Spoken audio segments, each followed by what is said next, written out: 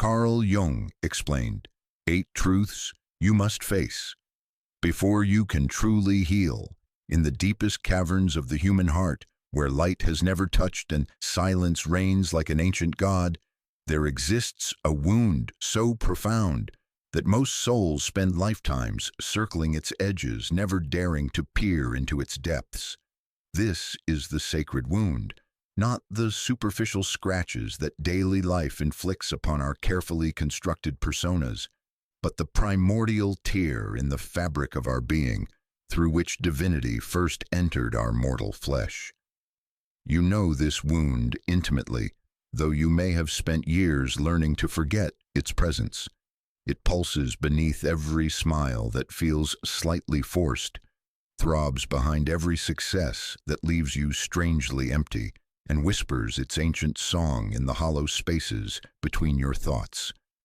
This is the wound of separation, from our true nature, from the wholeness we once knew, before the world taught us to fragment ourselves into acceptable pieces. Jung understood what the mystics have always known, that our deepest suffering is not random misfortune, but sacred geography, a map drawn in pain that leads us home to ourselves. The wound is not something to be healed in the conventional sense, like setting a broken bone or curing an infection. No, this wound is something far more mysterious. It is the very portal through which consciousness enters matter, the crack in our perfected facades through which authentic life first glimpses the light. Consider the myth of Persephone, that ancient daughter of Demeter, who was gathering flowers in a meadow when the earth suddenly split open and Hades emerged to claim her as his bride. The modern mind recoils from this story, seeing only trauma and violation, but the deeper wisdom recognizes something else entirely: the necessary descent into the underworld of the psyche, the journey into the realm of the unconscious, where all true transformation begins. Persephone's abduction was not a tragedy, but an initiation. In the darkness of the underworld, she discovered powers she never knew she possessed. She became not merely a victim of circumstance, but a bridge between two worlds: the conscious realm of her mother's eternal spring and the unconscious depths of death and rebirth. When she finally returned to the upper world, she was no longer the innocent maiden who had been gathering flowers. She had been fundamentally changed, initiated into mysteries that only the descent could teach. This is the secret that our wound-averse culture cannot comprehend, that some kinds of knowing can only be acquired through suffering. Some wisdom can only be earned through descent. Some strength can only be forged in the fires of our own darkness. The wound is not our enemy. It is our first teacher, our most faithful guide, the thread that, when followed courageously into the labyrinth of our own depths, leads us not to destruction but to the treasure that has always been waiting in the center. But we resist this teaching with all our might. We have been trained to view suffering as failure, woundedness as weakness, descent as defeat. We live in a culture that worships the ascent, the upward movement, the constant climb toward better, faster, more. We are taught to medicate our pain, to positive think our way out of darkness, to maintain our forward momentum at all costs. The very idea of deliberately descending into our wounds strikes us as not only counterintuitive but somehow morally wrong, as if choosing to feel our pain deeply is a betrayal of our obligation to be happy. Yet Jung discovered something that revolutionizes our understanding of healing. The wound is not something that happened to us. It is something that happened for us. It is the soul's way of breaking us open so that light can enter, of cracking our protective shells so that growth becomes possible. The wound creates a sacred space within us, a hollow that can be filled with wisdom, compassion, and authentic power.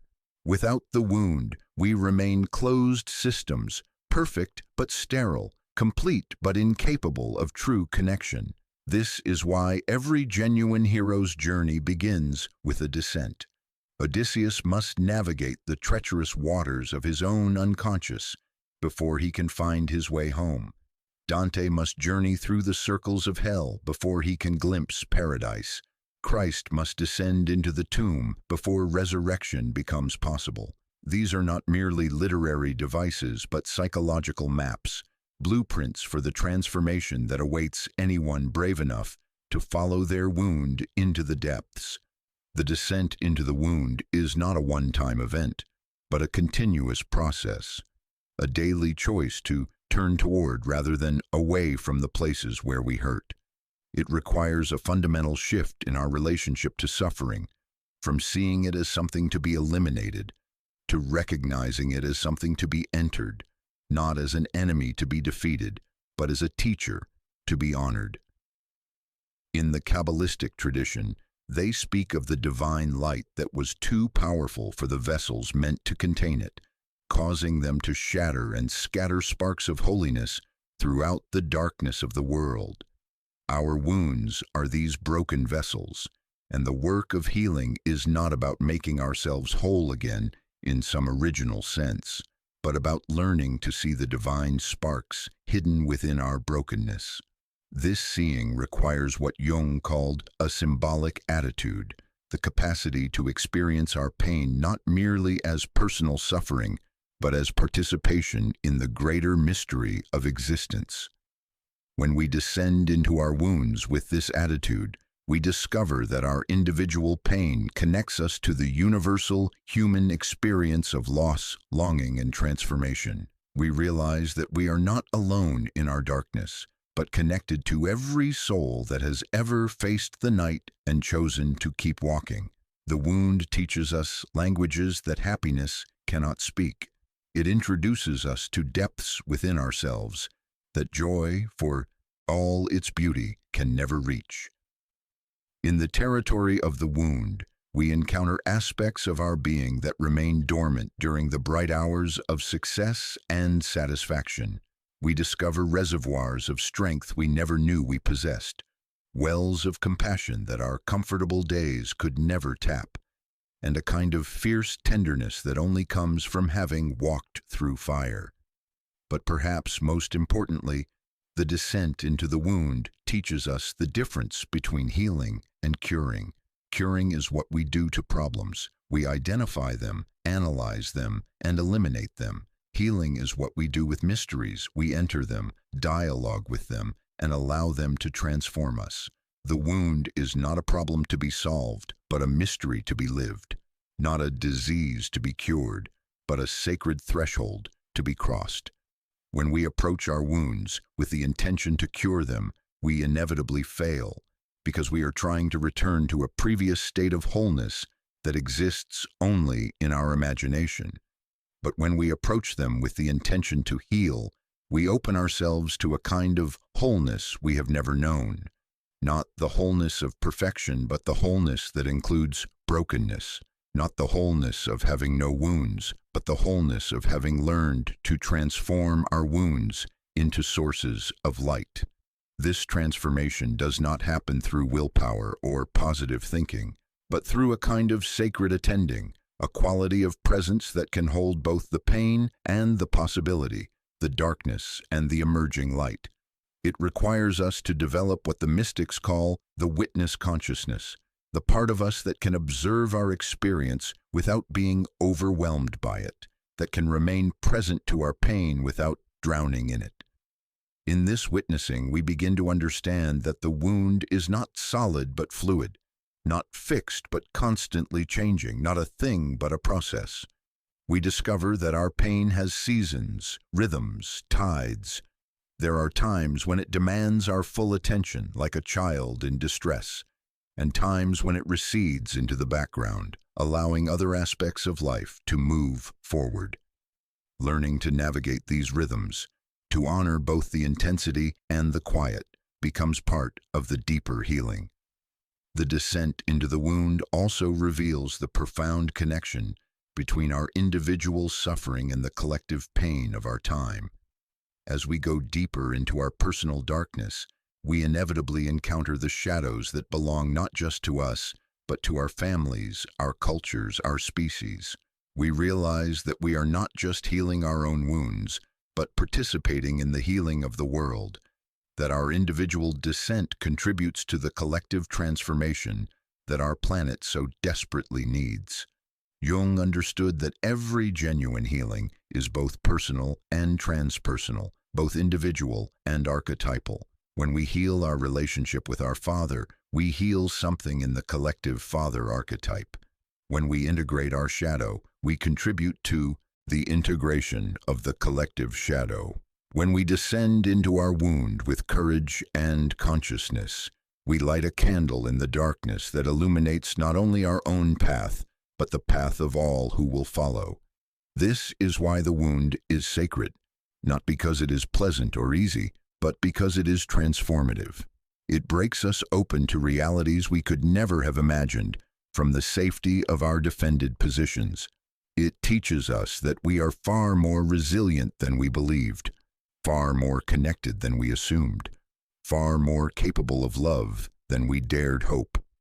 The courage required for this descent is not the courage of the warrior charging into battle, but the courage of the mother giving birth, the willingness to surrender to a process larger than our personal will, to trust that something new wants to be born through us, even if we cannot yet imagine what it might be.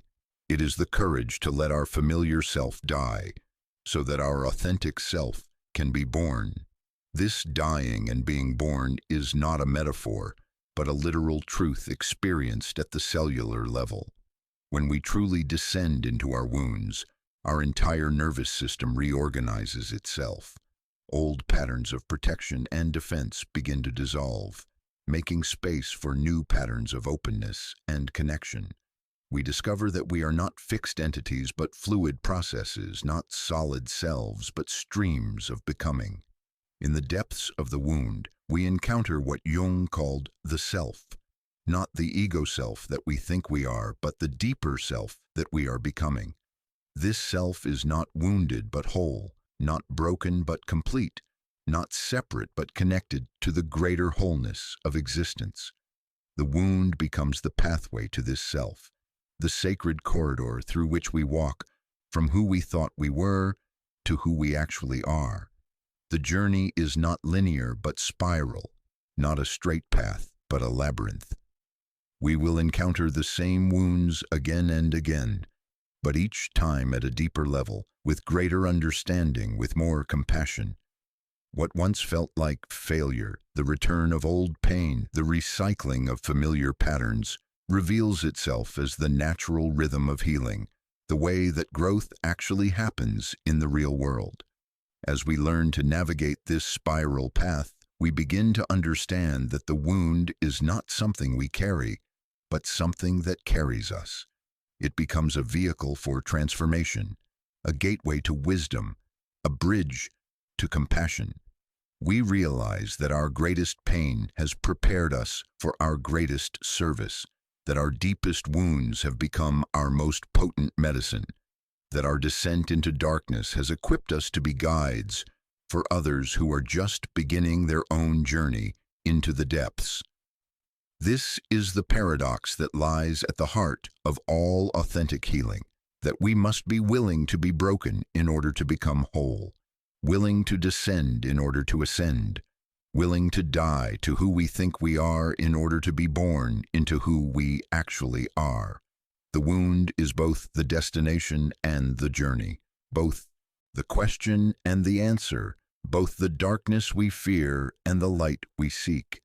In embracing this paradox, we discover that healing is not about becoming someone new, but about becoming who we have always been, beneath the layers of protection and pretense. The wound strips away everything that is not essential, everything that is not true, everything that is not us. In its fierce mercy, it burns away the false self until only the authentic self remains. And in that moment of recognition, when we finally see ourselves clearly in the mirror of our own darkness, we understand that the wound was never our enemy but our ally, never our curse but our blessing, never our end but our beginning. We realize that we have been wounded into wholeness, broken into beauty, descended into our own divinity. The sacred wound calls to each of us, whispering its ancient invitation to come home to ourselves. It promises no easy path, no quick fix, no painless transformation, but it offers something far more valuable, the possibility of becoming fully human, fully alive, fully ourselves. In the end, this is the only healing that matters, not the healing that returns us to who we were, but the healing that delivers us to who we are meant to be. The morning light catches your reflection in the bathroom mirror, and for a moment, just a fleeting instant, you glimpse something unsettling. The face looking back at you seems like a stranger, but before you can examine this feeling more closely, the familiar mask slides back into place. You adjust your expression, smooth your hair, practice your smile. The performance begins anew, as it has every day for longer than you can remember. This is the realm of the persona, that carefully crafted presentation of self that Jung recognized as both our salvation and our prison. Like actors who have forgotten they are playing a role, we become so identified with our masks that we lose touch with the authentic face beneath. We perfect the art of being who we think we should be, while the soul of who we actually are withers in the shadows of our own construction. The persona begins innocently enough. As children, we learn quickly which versions of ourselves receive love and which invite rejection. The spontaneous child who speaks truth is shamed into silence. The sensitive child who feels deeply is told to toughen up. The creative child who sees differently is taught to conform. Gradually, systematically, we learn to edit ourselves, to present only the aspects that win approval and hide away everything else. This editing process is not malicious but adaptive. The persona serves a vital function. It allows us to navigate social situations, to fulfill roles, to function in a world that demands certain forms of predictability and conformity. But somewhere along the way, what began as a useful tool becomes our entire identity. We forget that we are wearing a mask and begin to believe that we are the mask. Jung understood that this forgetting represents one of the greatest tragedies of human development. When we lose touch with our authentic self and become identified with our persona, we condemn ourselves to a life of perpetual performance. We become prisoners in a prison of our own making, jailers who have forgotten we hold the keys to our own cell. The tragedy deepens because the persona, no matter how skillfully constructed, can never truly satisfy us. It is, by definition, a partial representation, a reduction of our infinite complexity to a manageable set of characteristics. Like trying to capture the ocean in a teacup, the persona cannot contain the fullness of our being. What remains unexpressed doesn't simply disappear. It retreats into the unconscious, where it continues to live and grow and demand recognition. This is why successful people often experience profound emptiness at the height of their achievements. They have perfected their persona, mastered the art of being who they think they should be, only to discover that the victory feels hollow. The persona has delivered on its promises: social acceptance, professional success, admiration from others. But these external validations cannot nourish the authentic self that has been starving in the shadows.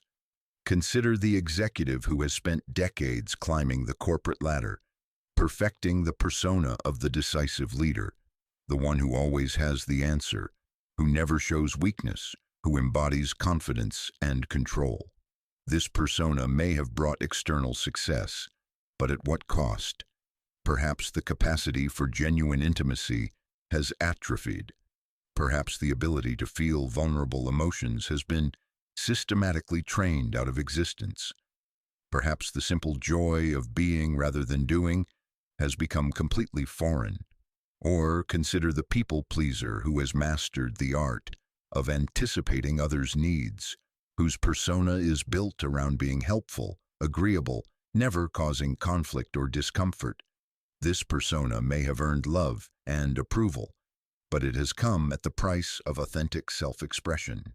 The people-pleaser may not even know what they truly want or feel, having spent so much energy attuning to everyone else's desires that their own inner voice has been silenced. The persona's beautiful lie is seductive because it appears to work. It delivers on its promises of acceptance, success, and social harmony. But these gifts come with a hidden cost that only becomes apparent when the persona begins to crack under the pressure of its own impossibility. For the persona can never be perfect enough, never be consistent enough, never be complete enough to fully protect us from the uncertainties and vulnerabilities of being human. Jung observed that the persona often begins to break down in midlife, when the energy required to maintain the performance becomes unsustainable. The carefully constructed identity that served us in the first half of life begins to feel like a straitjacket in the second half. What once felt like protection now feels like suffocation. What once felt like success now feels like betrayal of our deepest truth. This breakdown of the persona is often experienced as a crisis, a dark night of the soul when everything we thought we knew about ourselves comes into question. But Jung recognized this crisis as an opportunity, a sacred invitation to reclaim the authentic self that has been waiting patiently beneath the mask. The breakdown is actually a breakthrough, a breaking through to a more genuine way of being in the world. The process of dismantling the persona is not about rejecting all social roles or abandoning all forms of appropriate behavior. It is about remembering that these roles are costumes we wear, not who we fundamentally are. It is about developing the capacity to put on and take off different personas as the situation requires, while maintaining connection to the authentic self that exists independently of any role. This remembering requires a fundamental shift in our relationship to approval and acceptance. The persona is maintained through a constant monitoring of external feedback. Am I being liked? Am I being successful? Am I meeting expectations? Breaking free from persona identification means learning to generate approval from within, to develop an internal compass that guides us toward authenticity rather than acceptability. But this shift is terrifying because it threatens the very foundation of how we have learned to survive in the world. If we stop performing, will we still be loved? If we show our authentic selves, will we still be accepted? These questions touch the deepest fears of the human heart, the fear of abandonment, of rejection, of being fundamentally unworthy of love. Jung recognized that behind every persona lies a wounded child who learned that their authentic self was not enough, not acceptable, not worthy of love. The persona becomes a protective shell around this wounded place, an attempt to prevent further injury. But in protecting the wound, the persona also prevents healing. It keeps us safely superficial, never risking the vulnerability that genuine connection requires. The healing of the persona begins with recognition, the dawning awareness that we are not who we pretend to be, that our carefully constructed identity is indeed a construction, a work of art rather than a fact of nature. This recognition often comes through moments of incongruence, when the mask slips and we catch a glimpse of something more real underneath. Sometimes this recognition arrives through feedback from others who see through our performance. A child might innocently ask, "Daddy, why do you talk different at work?" A friend might observe, "You seem different when you're trying to impress people." A partner might say, "I feel like I don't really know who you are beneath all your accomplishments." Sometimes the recognition comes through our own exhaustion, the simple fatigue of maintaining a performance that requires constant vigilance. We realize that we are tired of monitoring every word, every gesture, every expression. We long for the relief of simply being ourselves, even if we're not entirely sure who that is anymore. And sometimes the recognition comes through encounters with others who model authenticity, who show us what it looks like to live without the constant mediation of persona. These encounters can be deeply disturbing because they reveal the extent of our own performance by contrast.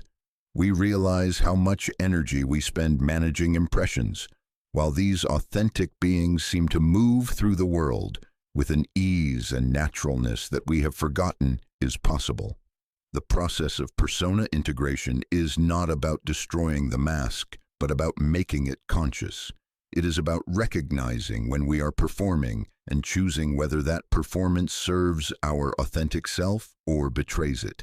It is about developing the capacity to be appropriate to situations while remaining true to our deeper nature.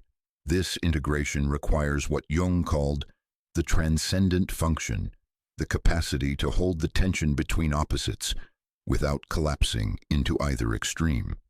We learn to be both professional and personal, both strong and vulnerable, both polished and authentic. We develop the ability to wear our personas lightly, like clothing that can be changed as needed, rather than like skin that has grown permanently attached.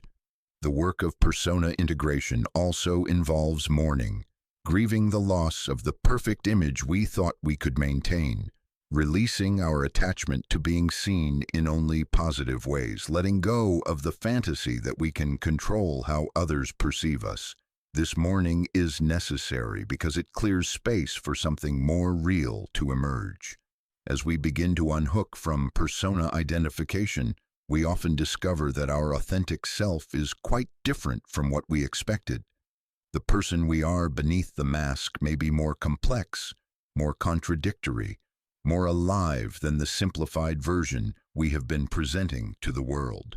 We may discover talents we never developed because they didn't fit our persona, passions we suppressed because they seemed inappropriate, aspects of our personality we disowned because they threatened our carefully constructed image. This discovery process can be disorienting because it challenges our sense of identity. If we are not who we thought we were, then who are we? This question cannot be answered through thinking, but only through experiencing, through the gradual revelation that comes from living more authentically day by day. The persona's beautiful lie promises safety through performance, love through perfection, acceptance through conformity. But these promises are ultimately false because they require us to abandon the very thing that could bring us genuine connection, our authentic self. The deepest irony is that in trying to make ourselves lovable through persona construction, we make genuine love impossible, because love requires truth, and the persona is built on a foundation of partial truth at best. Jung understood that the integration of the persona is not a one-time achievement, but an ongoing practice. We will always be tempted to slip back into performance mode, especially in challenging or unfamiliar situations. The work is to catch ourselves more quickly, to notice when we are performing rather than being, to gently guide ourselves back to authenticity. This practice requires tremendous compassion for ourselves and others. We must recognize that everyone is struggling with their own version of this challenge, that the performances we see around us are often desperate attempts to feel safe and worthy of love. When we can see the wounded child behind every persona, we naturally respond with kindness rather than judgment. The liberation that comes from persona integration is not the freedom to be selfish or inappropriate, but the freedom to be genuine within appropriate boundaries. It is the relief of no longer having to remember which version of ourselves we are supposed to be in any given moment. It is the joy of discovering that our authentic self is not only acceptable but actually more interesting, more attractive, more lovable than any performance we could create. As we learn to live more authentically, we often discover that our relationships begin to change.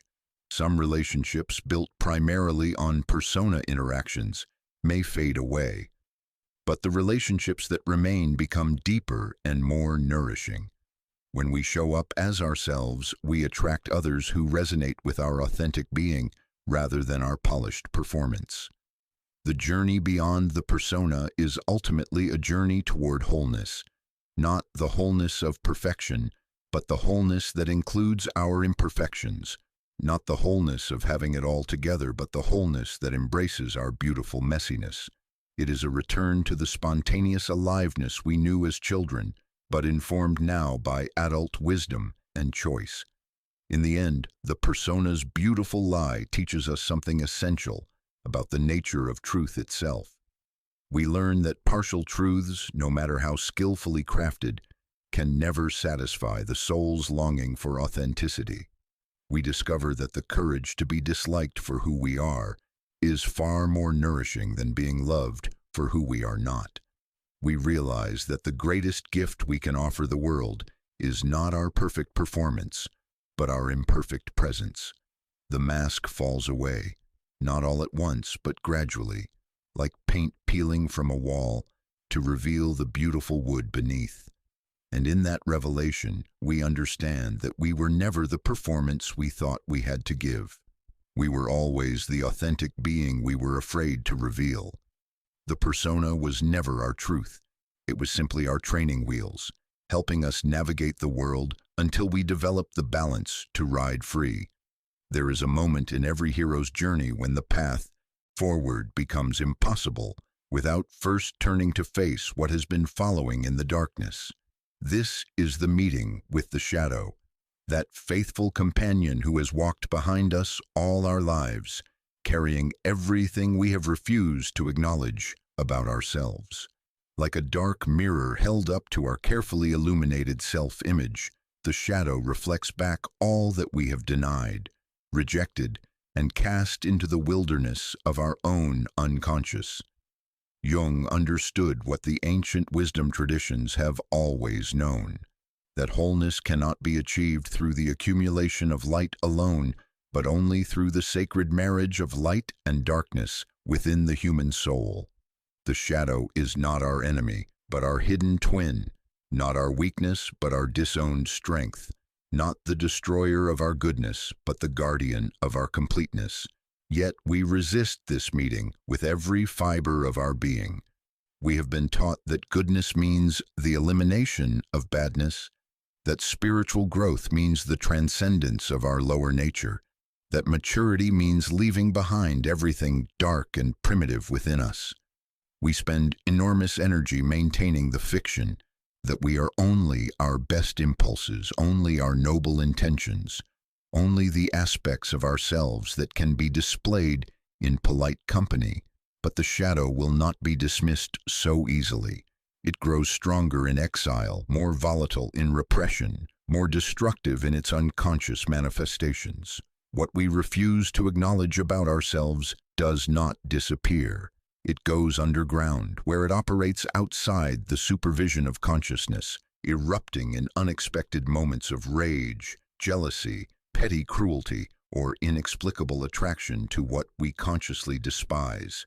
The shadow announces its presence through projection, that unconscious process by which we see in others what we cannot bear to recognize in ourselves. The qualities that most irritate us in other people, the characteristics that trigger our strongest reactions, the behaviors that we condemn most vehemently, these are often the very aspects of our own nature that we have banished to the shadow realm. Consider the person who is most outraged by dishonesty in others. Often they are wrestling with their own capacity for deception, their own tendency to present a false face to the world. The individual who is most critical of selfishness in others may be defending against their own unacknowledged self-serving impulses. The one who judges others most harshly for their weakness may be terrified of confronting their own vulnerability. This projection serves a protective function. It allows us to maintain our positive self-image by locating all the bad qualities outside ourselves. But it comes at an enormous cost. It keeps us unconscious of our own complexity, prevents us from taking responsibility for our full nature, and condemns us to repeat patterns of behavior that remain invisible to us because we refuse to claim them as our own. The shadow carries not only our rejected negative qualities, but also our unlived positive potential, the talents we never developed because they didn't fit our self-image, the strengths we never claimed because they seemed too bold or too dangerous, the creative impulses we suppressed because they threatened our need to be seen as conventional and acceptable. Many of us discover in midlife that our shadow contains not just our capacity for darkness, but also our capacity for brilliance, not just our potential for destruction, but also our power for transformation. The shy person may discover in their shadow a bold leader waiting to emerge. The rational person may find a wild, creative longing to be expressed. The people-pleaser may uncover a fierce warrior energy that has been waiting for permission to defend what matters. Jung recognized that the integration of the shadow is not about becoming our worst impulses, but about becoming whole, about reclaiming the full spectrum of our humanity and learning to express even our difficult qualities in conscious, constructive ways. The person who integrates their capacity for anger learns to set healthy boundaries. The one who embraces their selfishness learns appropriate self-care. The individual who owns their manipulative tendencies becomes skillful at ethical influence. The meeting with the shadow typically occurs at the threshold of major transformation, at the moments when we are ready to step into greater authenticity, deeper relationship, or more meaningful work. It is as if the psyche will not allow us to move forward into greater light without first claiming our darkness, will not permit expansion of consciousness without integration of the unconscious. This meeting often feels like a confrontation, a battle between our idealized self-image and the undeniable evidence of our complexity. We may find ourselves doing things we swore we would never do, feeling things we believed ourselves incapable of feeling, thinking thoughts that contradict everything we believed about our own nature. These moments can be deeply disorienting, even shameful, but they are also profoundly liberating. For in the moment when we stop running from our shadow and turn to face it directly, something magical happens. The energy that was required to keep the shadow at bay becomes available for more creative purposes. The qualities that seemed so threatening in their unconscious form reveal their potential for conscious expression. The aspects of ourselves that we feared would destroy us begin to serve our growth and transformation. The shadow speaks in the language of paradox. It whispers that our greatest weakness is often our greatest strength in disguise, that our most shameful qualities may contain our most precious gifts, that what we most fear about ourselves may be exactly what the world most needs from us. The person terrified of their own power may be called to leadership. The individual ashamed of their sensitivity may be destined for healing work. The one who fears their own intensity may be meant to be a catalyst for transformation. But this integration cannot be achieved through willpower or positive thinking. The shadow demands something far more challenging, the courage to sit with our own darkness without trying to fix it, change it, or make it go away.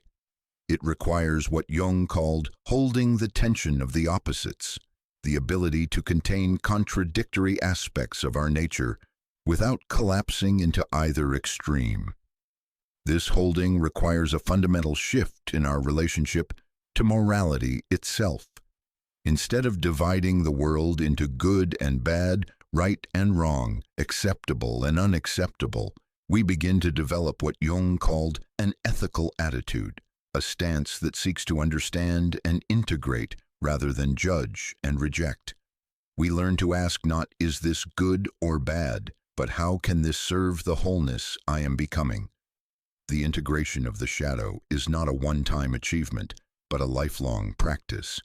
New aspects of our shadow continue to emerge as we grow and develop, as we take on new roles and face new challenges. The qualities that we successfully integrated at one stage of life may need to be revisited and refined at another stage. This ongoing dialogue with our shadow requires tremendous humility. We must release our attachment to being good people and embrace the more challenging calling of being whole people. We must give up the comfortable fiction that we are only light and accept the more complex truth that we are both light and shadow, both saint and sinner, both angel and devil. The shadow also teaches us about the collective nature of transformation. As we integrate our personal shadow, we begin to recognize that we are not just individual beings, but participants in larger collective patterns. Our personal shadows connect us to the shadow of our families, our cultures, our species. When we do the work of shadow integration, we contribute to the healing of these larger shadows as well.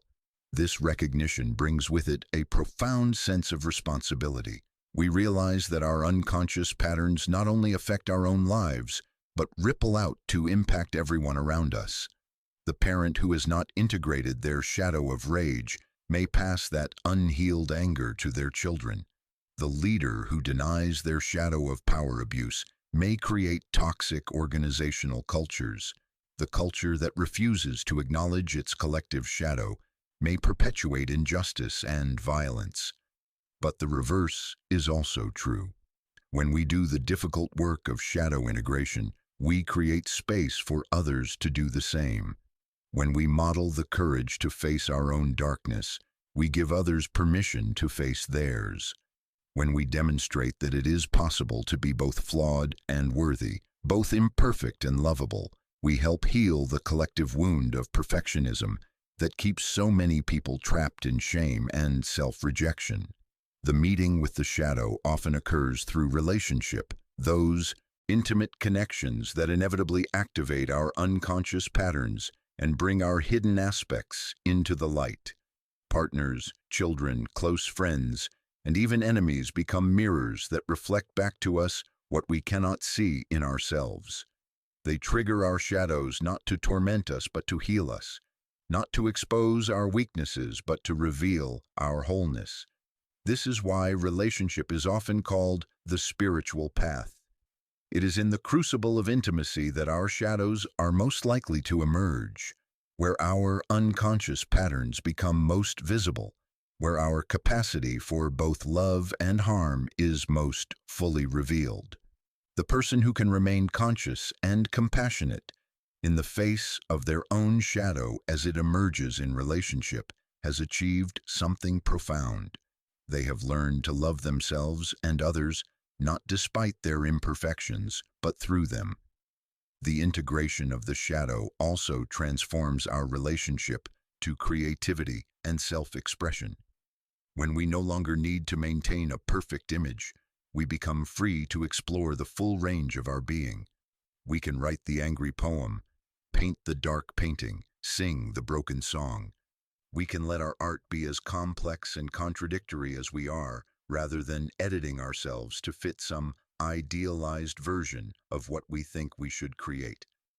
Many artists and writers discover that their most powerful work emerges not from their light alone, but from the marriage of their light and shadow. The novelist who can write believable villains has touched their own capacity for darkness. The musician who can express authentic emotion has integrated their full emotional spectrum. The painter who captures the beauty of brokenness has learned to love their own wounds. In the realm of leadership and service, shadow integration becomes even more crucial. The leader who has not met their own shadow is dangerous. They are likely to project their disowned qualities onto others, to make unconscious decisions based on unhealed wounds, to create cultures that reflect their own internal divisions. But the leader who has done their shadow work brings a different quality to their service, a humility born of self-knowledge, a compassion rooted in self-acceptance, an authenticity that inspires others to embrace their own wholeness. The shadow also holds the key to our relationship with power itself. Many of us have been taught to fear our own power, to see it as dangerous or corrupting. We have learned to make ourselves smaller rather than risk the responsibility that comes with owning our full capacity. But power itself is not evil. It is simply energy that can be used constructively or destructively. When we integrate our shadow of power, we learn to wield our energy consciously, to use our influence in service of wholeness rather than domination. This integration of power requires us to face our own capacity for both creation and destruction, both healing and harm. We must acknowledge that the same energy that can hurt can also heal, that the same intensity that can destroy can also transform. When we accept this paradox, we become capable of what Jung called ethical power, the use of our full energy in service of our highest values. The journey of shadow integration ultimately leads us to a profound recognition that we are not meant to be perfect, but to be whole, not meant to transcend our humanity, but to embrace it fully, not meant to become angels, but to become conscious human beings who can hold both light and darkness in service of love. This recognition brings with it a deep peace, the peace that comes from no longer having to defend against parts of ourselves, no longer having to maintain exhausting vigilance against our own nature, no longer having to pretend to be other than we are. We discover that wholeness is not about getting rid of our difficulties, but about transforming our relationship to them, not about eliminating our shadows, but about dancing with them consciously. In the end, the shadow teaches us that love is not about finding someone who accepts only our good qualities, but about becoming someone who can love the full spectrum of human nature, in ourselves and others. It shows us that compassion is not about feeling sorry for the weak, but about recognizing our shared humanity in both strength and vulnerability, both light and darkness, both success and failure. The threshold guardian has become our ally. The dark twin has become our dance partner. The enemy at the gate has revealed itself as the gatekeeper to our own wholeness. In embracing our shadow, we do not become darker but more luminous. Not because we have eliminated our darkness, but because we have learned to transform it into conscious light. Not because we have transcended our humanity, but because we have finally fully claimed it as our own. In the secret chambers of the human psyche dwell two mysterious figures whose very existence challenges our understanding of identity itself. These are the anima and animus, the contrasexual archetypes that Jung discovered inhabiting the unconscious of every human being. Within every man lives a woman. Within every woman lives a man. These are not metaphors or poetic flourishes, but psychological realities as fundamental to our nature as breath itself. The anima, the feminine principle within the masculine psyche, appears in dreams and fantasies as the eternal woman, sometimes maiden, sometimes mother, sometimes wise crone, sometimes dark seductress. She is Sophia and Lilith, Virgin Mary and Medusa, the beloved and the betrayer, carrying within her the full spectrum of feminine mystery. She is the bridge between the conscious mind and the unconscious depths, the guide who can lead a man into the hidden territories of his own soul. The animus, the masculine principle within the feminine psyche, manifests as the inner man who carries the power of logos, discrimination, and spiritual authority. He may appear as the wise teacher, the heroic lover, the spiritual guide, or the critical judge. He embodies the focused consciousness that can cut through confusion, the warrior spirit that can fight for what matters, the visionary who can see beyond the immediate and mundane. These inner figures are not simply abstract concepts, but living realities that profoundly influence how we experience ourselves and relate to others. They carry our unlived life, our undeveloped potential, our disowned qualities. They hold within their archetypal forms everything we have not yet become, everything we have projected onto others, everything we seek outside ourselves that actually lives within our own depths. Jung recognized that our relationships become theaters where these inner dramas play out. We fall in love not simply with another person, but with our own anima or animus projected onto them. The woman who becomes obsessed with an unavailable man may be encountering her own animus in projection, the masculine energy within herself that she has never learned to access directly. The man who idealizes a particular woman beyond all reason may be meeting his anima, the feminine wisdom and feeling function that he has relegated to his unconscious. This projection is both natural and problematic. It is natural because it allows us to encounter aspects of ourselves that would otherwise remain dormant and unknown. The projections activate energies within us, creating the passionate intensities that drive us toward growth and transformation. But projection becomes problematic when we mistake the carrier of our projection for its source, when we believe that the other person is actually the god or goddess we have made them out to be.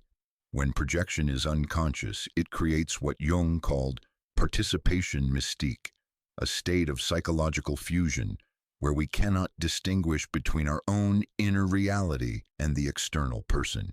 We become possessed by our projections, driven by compulsions we don't understand, caught in patterns of idealization and devaluation that leave both parties wounded and confused. The anima in her negative form can possess a man with moods, emotions, and irrational convictions that seem to come from nowhere. He may find himself subject to fits of depression, waves of sentimentality, or sudden eruptions of feeling that overwhelm his rational mind. He may become prey to what Jung called anima opinions, beliefs held with passionate conviction but without logical foundation, often centered around matters of relationship and meaning. When a man is possessed by his anima, he may become sulky, petulant, or emotionally manipulative. He may retreat into wounded silence or explode in dramatic displays of feeling. He may develop crushes and obsessions that have little to do with the actual person involved and everything to do with his own inner feminine figure, seeking expression and recognition. Similarly, the animus in its negative form can possess a woman with rigid opinions, judgmental attitudes, and a compulsive need to be right. She may find herself driven by an inner critical voice that is never satisfied, that constantly compares and evaluates, that reduces the rich complexity of life to abstract principles and harsh judgments. The animus-possessed woman may become argumentative, domineering, or coldly intellectual, cutting herself off from her own feminine wisdom in service to an inner masculine figure who has become tyrannical rather than wise. But these negative manifestations are not the true nature of the anima and animus. They are distortions that occur when these archetypal energies remain unconscious and unintegrated. When consciously encountered and skillfully related to, these inner figures become sources of tremendous wisdom, creativity, and spiritual power. The integrated anima becomes a man's guide to the realm of feeling, relationship, and meaning. She teaches him to value not only what he can accomplish, but how he can connect. Not only what he can think, but what he can feel. Not only how he can succeed in the outer world, but how he can create beauty and meaning in his inner life. She opens him to the mysteries of the heart, to the wisdom of intuition, to the power of the receptive consciousness that can hold and nurture rather than simply analyze and control. Through conscious relationship with his anima, a man learns to access his own emotional intelligence, his capacity for empathy and compassion, his appreciation for beauty and harmony. He discovers that strength includes vulnerability, that wisdom includes feeling, that true masculinity embraces rather than rejects the feminine dimension of existence. The integrated animus becomes a woman's access to her own inner authority, discrimination, and spiritual vision.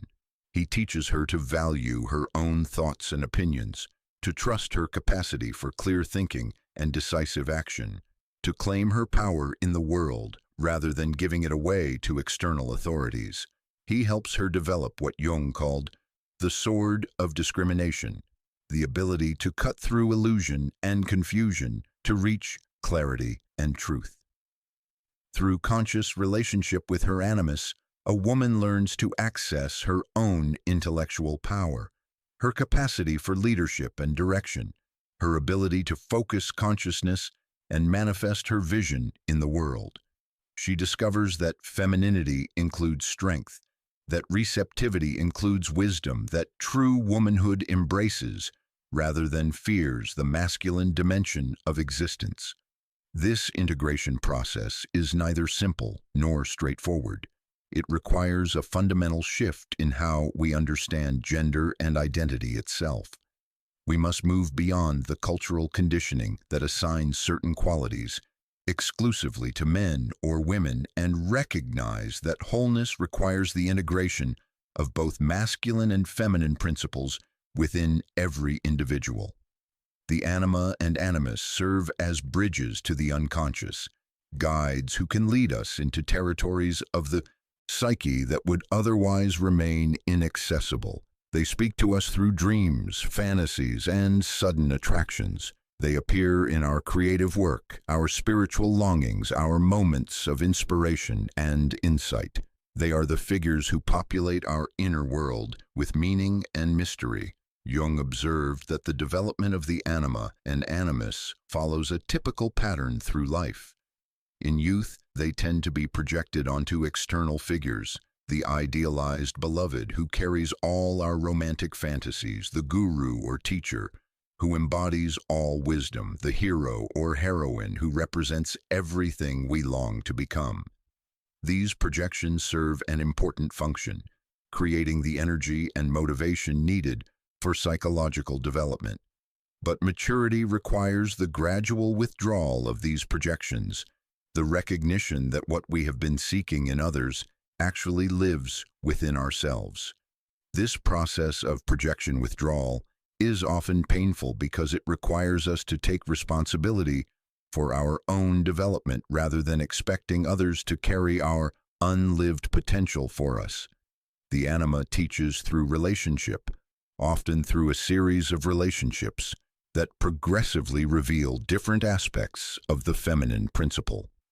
Each relationship, whether successful or unsuccessful, whether lasting or temporary, serves as a mirror that reflects back some aspect of the man's own inner feminine nature.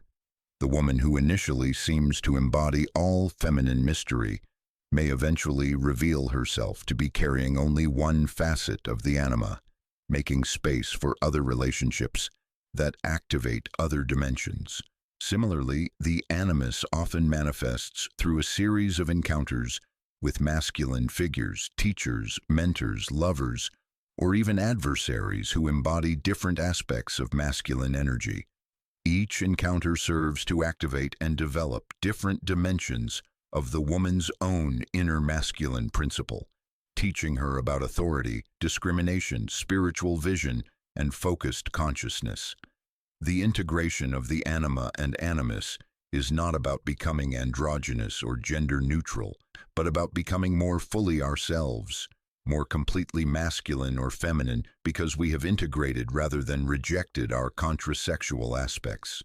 The man who has integrated his anima becomes more genuinely masculine, not less so because his masculinity is no longer defended against the feminine, but enhanced by conscious relationship with it. The woman who has integrated her animus becomes more authentically feminine, not less so because her femininity includes rather than excludes the power of focused consciousness and spiritual discrimination. This integration transforms not only our relationship to ourselves, but our capacity for relationship with others. When we are no longer seeking our missing half in another person, we become capable of truly meeting them as they are rather than as projections of our own unconscious contents. We can love others for who they are, rather than for who we need them to be. The anima and animus also serve as bridges to the spiritual dimension of existence. They carry our longing for transcendence, our hunger for meaning, our search for the sacred. The anima connects us to the mystical traditions that emphasize union, surrender, and the dissolution of boundaries. The animus connects us to the wisdom traditions that emphasize discrimination, understanding, and the development of consciousness. In the realm of creativity, these archetypal figures serve as muses and guides. The artist who learns to dialogue consciously with the anima or animus discovers wellsprings of inspiration that seem to flow from beyond the personal ego. The anima may appear as the feminine muse who inspires poetry, music, and visual art. The animus may manifest as the inner critic who helps refine and focus creative expression, or as the spiritual guide who connects the artist to larger meanings and purposes. The anima and animus also play crucial roles in our understanding of sexuality and intimate relationship. They carry our images of the ideal partner, our fantasies of romantic fulfillment, our longings for sexual and emotional union. But they also teach us that true intimacy requires the integration of opposites within ourselves, as well as between ourselves and another. When projection dominates our relationships, we experience what Jung called the battle of the sexes, the endless conflict that arises when we expect others to carry qualities that we have disowned in ourselves. The man who has rejected his own feminine nature may become critical of femininity in women. The woman who has not claimed her own masculine power may become resentful of masculine authority in men. But when we begin to integrate our contrasexual aspects, these battles transform into dances. We no longer need to fight against the opposite sex because we are no longer fighting against the opposite within ourselves.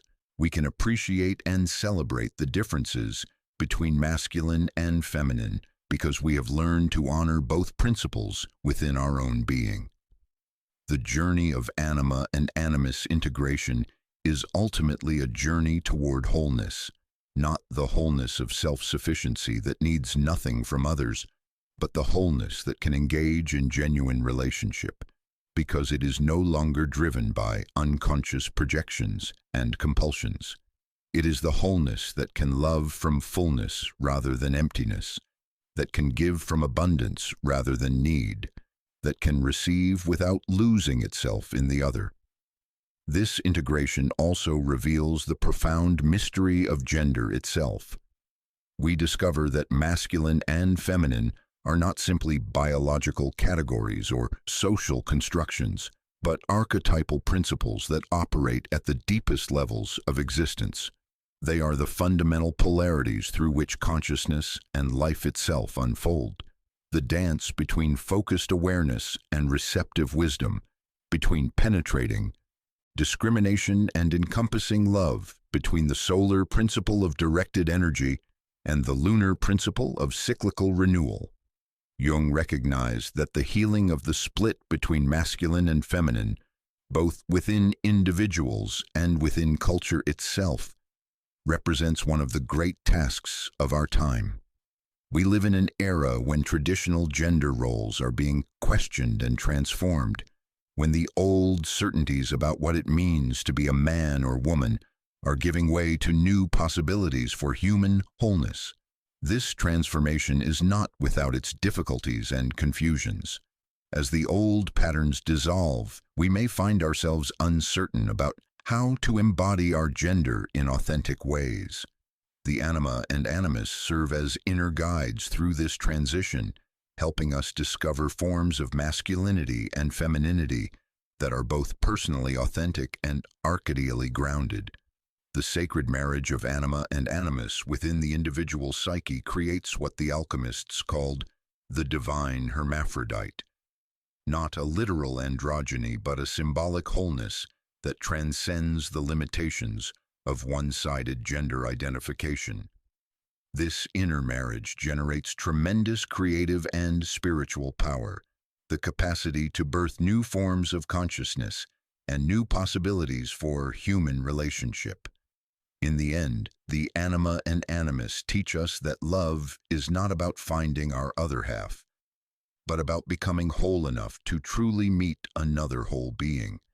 They show us that the qualities we seek in relationship, understanding, passion, wisdom, strength, beauty, depth, are not absent from us but waiting to be awakened within us. They guide us from the projection of our unlived life onto others to the integration of our full potential within ourselves. The inner marriage of masculine and feminine creates space for the outer marriage of two conscious beings who can dance together without losing themselves, who can merge without fusion, who can remain distinct while creating something greater than either could achieve alone. This is the promise held by these sacred opposites within, that through their integration we become capable of the love that honors both unity and difference, both connection and individuation, both the longing to merge and the need to remain authentically ourselves. I understand you want me to write chapter 5 of your psychological script in the Jungian style you've described.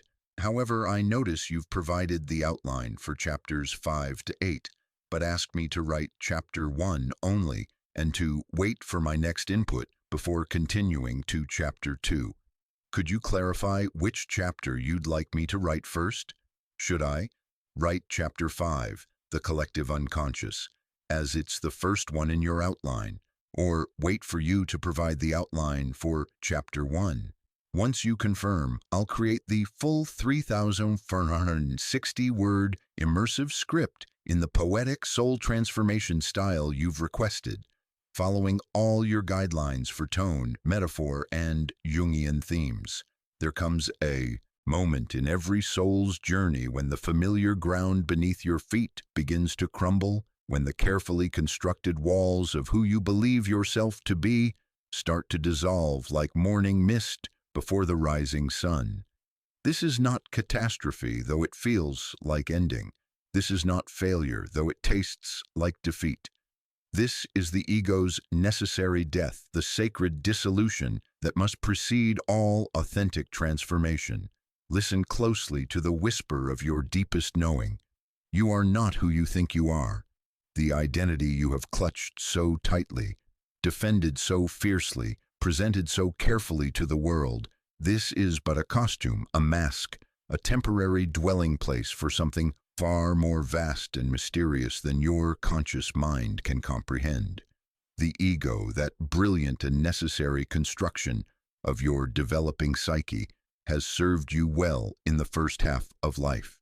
It has helped you navigate the world, achieve your goals, establish your place in the social order.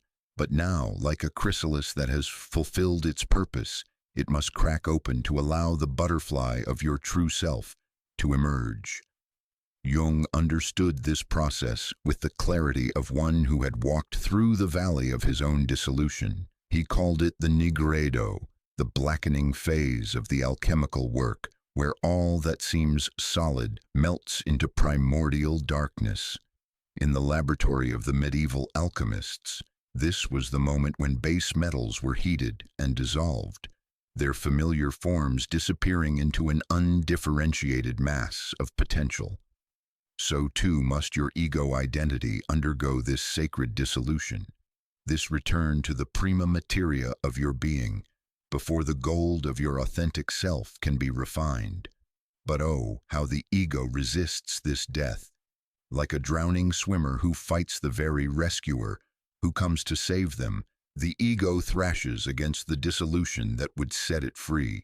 It marshals all its defenses, all its strategies of control and manipulation, all its carefully crafted personas and social masks. It whispers seductive lies. Hold on tighter, try harder, be stronger, don't let go. It creates elaborate dramas and crises to distract you from the deeper work of letting go. It offers you the fool's gold of external achievements, the hollow victories of social recognition, the empty promises of material success, anything to avoid the terrifying prospect of its own demise. The ego's terror is understandable, for from its perspective, death means annihilation. The ego cannot conceive of existence beyond its own boundaries, cannot imagine life beyond its own narrow definitions. It experiences the call to transformation as a threat to its very survival, not recognizing that what dies in the process of individuation is not the essential self, but only the false self, not the true identity, but only the mistaken identity. This is the great paradox that Jung illuminated with such profound insight. The ego must die for the self to be born, yet it is only through the ego's conscious participation in its own death that true transformation can occur. This is not the unconscious dissolution of psychosis or the destructive abandonment of responsibility. This is the conscious, willing sacrifice of the smaller self in service of the greater self, a death that is simultaneously a birth, an ending that is simultaneously a beginning. The process rarely unfolds with the neat precision of textbook descriptions. More often, it arrives like a thief in the night, uninvited and unwelcome. A career that once defined you crumbles beneath your feet. A relationship that formed the cornerstone of your identity ends in ways you never imagined possible. An illness strips away your sense of physical invulnerability. A loss so profound that it shakes the very foundations of your worldview, leaves you wandering in a landscape you no longer recognize. These are not random misfortunes or cruel twists of fate. These are the strange attractor patterns of the self, the unconscious wisdom that orchestrates our healing through our wounding. The very experiences that feel like endings are often the doorways to new beginnings. The very losses that seem to diminish us are often the clearings where new growth can take root. In the mythology of countless cultures, this pattern repeats itself with archetypal consistency. Inanna must descend to the underworld and hang naked and lifeless on a hook before she can return with the waters of life. Christ must suffer crucifixion before resurrection becomes possible. The phoenix must burn completely to ash before rising renewed from the flames. Osiris must be dismembered and scattered before being made whole again. These are not merely ancient stories, but living maps of the psyche's journey toward wholeness, eternal patterns that play out in the individual soul's encounter with transformation. The alchemists spoke of the solva et coagula, dissolve and coagulate, break down and rebuild. They understood that nothing truly new can emerge until the old has been thoroughly dissolved. You cannot pour new wine into old wineskins without bursting them. You cannot plant a new garden until the old growth has been cleared away. The ego's death is this necessary clearing, this sacred dissolution that creates space for the new to emerge. But how does one die consciously to the ego without falling into the abyss of meaninglessness or the chaos of psychic fragmentation? This is the delicate art that Jung called holding the tension of the opposites, remaining conscious during the process of dissolution, maintaining awareness even as familiar landmarks disappear, staying present to the mystery even as certainty crumbles beneath your feet. It requires a fundamental shift in perspective, a movement from identification with the content of consciousness to identification with consciousness itself. Instead of saying, "I am my thoughts," you learn to recognize, "I am the awareness that observes thoughts." Instead of believing, "I am my emotions," you discover, "I am the space in which emotions arise and pass away." Instead of insisting, "I am my roles and relationships," you uncover, "I am the being who plays these roles and participates in these relationships." This is not philosophical abstraction, but lived experience, not intellectual understanding, but embodied knowing. It is the recognition that emerges when you have been stripped of everything you thought you were and discover that you still exist, not as a diminished version of your former self, but as something more vast and mysterious than you had ever imagined possible. The ego's death is rarely a single dramatic event, but more often a gradual process of letting go, a slow release of the grip that false identity has maintained over your authentic being. Like autumn leaves falling one by one from the tree, the identifications and attachments that have defined you begin to drop away. The roles you have played, the images you have maintained, the stories you have told yourself about who you are, all begin to lose their compelling power over your imagination. At first, this feels like loss. The familiar handholds and reference points that have guided your navigation through life seem to dissolve into uncertainty. You may find yourself asking fundamental questions that once seemed settled. Who am I really? What do I truly want? What is the meaning and purpose of my existence? These questions arise not as intellectual curiosities, but as lived dilemmas that demand authentic response. The temptation during this phase is to rush toward premature closure, to grab hold of new identifications and attachments before the old have been fully released. The ego, terrified by the prospect of dissolution, seeks to reconstitute itself in new forms, perhaps a spiritual ego that prides itself on its enlightenment, or a wounded ego that defines itself through its suffering, or a rebellious ego that rejects all structure and meaning. These are subtle traps that can derail the authentic process of transformation. True ego death requires what the mystics have called the dark night of the soul, a willingness to remain in the unknown, to dwell in uncertainty, to abide in the liminal space between death and rebirth without premature closure. This is perhaps the most challenging aspect of the entire individuation journey, for it asks you to release your most fundamental coping mechanism, the need to know who you are and where you stand in the world. Jung discovered through his own experience and his work with countless patients that this dark night is not empty darkness, but pregnant darkness, not void but womb, not ending but gestation. Within the apparent dissolution of the ego, something new is being formed, not constructed by the conscious will, but spontaneously generated by the creative principle that Jung called the self. The self, unlike the ego, does not depend on external validation or social recognition. For its existence, it does not require achievements or accomplishments to prove its worth. It does not need to maintain an image or defend a position. The self simply is, in the same way that the sun simply shines, or the ocean simply flows. It is your deepest nature, your authentic being, the God image within your own psyche. As the ego releases its grip on identity and control, the self begins to emerge with increasing clarity and power.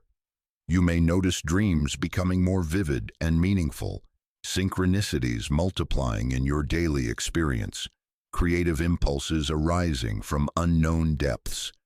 You may find yourself spontaneously knowing things you have never learned, feeling drawn to activities and interests that surprise your conscious mind, experiencing moments of profound peace and clarity that seem to come from beyond your personal history. This is not the ego reconstituting itself in a new form, but the self revealing its eternal presence.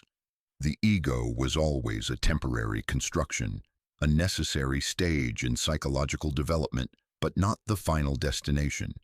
The self is your original nature, the essence that existed before the ego formed and will continue after the ego dissolves. The process of ego death often unfolds in waves, like labor pains in the birth of new consciousness. Periods of intense dissolution alternate with periods of relative stability, times of complete uncertainty with moments of piercing clarity.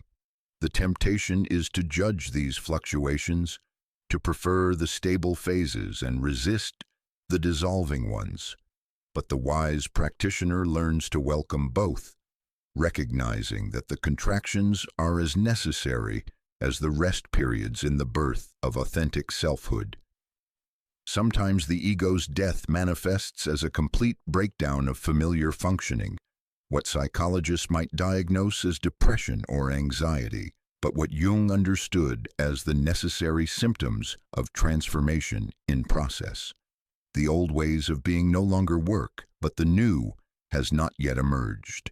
This is the liminal space, the threshold between worlds, where the greatest creative potential resides alongside the greatest uncertainty.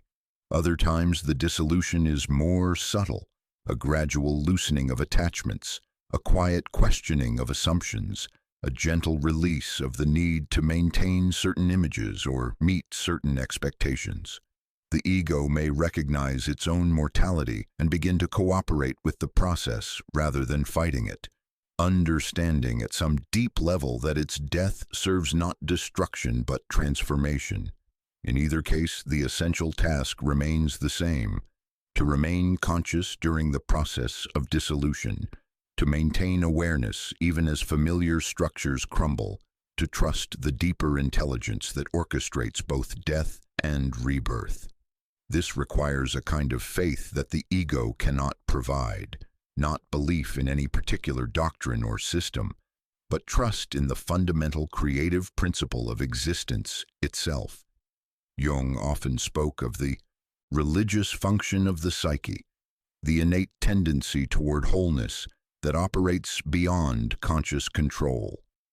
This is not religion in the conventional sense of beliefs and institutions, but the sacred dimension of psychological development, the recognition that something greater than the ego is at work in the process of transformation. The ego's death awakens this religious function, not through external revelation, but through direct encounter with the mystery of your own being. When everything you thought you knew about yourself proves to be provisional, when all your carefully constructed defenses prove to be inadequate, when the very ground of your identity shifts beneath your feet, in these moments you discover that something unshakable remains.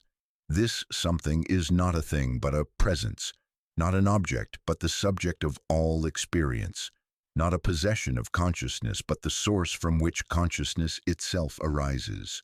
The mystics have given it many names: the self, the Atman, the Christ within, the Buddha nature, the divine spark. Jung understood it as the archetypal foundation of individual existence, the organizing principle that guides the individuation process from beginning to end. The ego's death is its recognition and surrender to this greater organizing principle, not the destruction of the ego, but its transformation from master to servant, from the center of the personality to a function within a larger wholeness. The healthy ego that emerges from this process is more flexible, more humble, more responsive to the guidance of the self. It no longer needs to maintain the illusion of total control, because it has discovered its proper place within a larger economy of being. This transformed ego is often called the ego-self axis in Jungian psychology, a conscious connection between the ego and the deeper center of the personality. The ego maintains its essential functions of adaptation and relationship with the outer world, but it does so in service of the self's larger purposes rather than its own narrow agenda. The death of the ego is never complete in this lifetime. For as long as we inhabit human form, we need some structure of identity to navigate the world. But once the ego has died consciously to its inflated claims and been reborn in right relationship to the self, the entire quality of existence transforms. Life becomes less about defending a position and more about expressing a truth, less about achieving external validation and more about serving authentic purpose. The fear that drives so much human suffering, The fear of death, of meaninglessness, of abandonment begins to lose its grip when you discover that what you truly are cannot be threatened by external circumstances.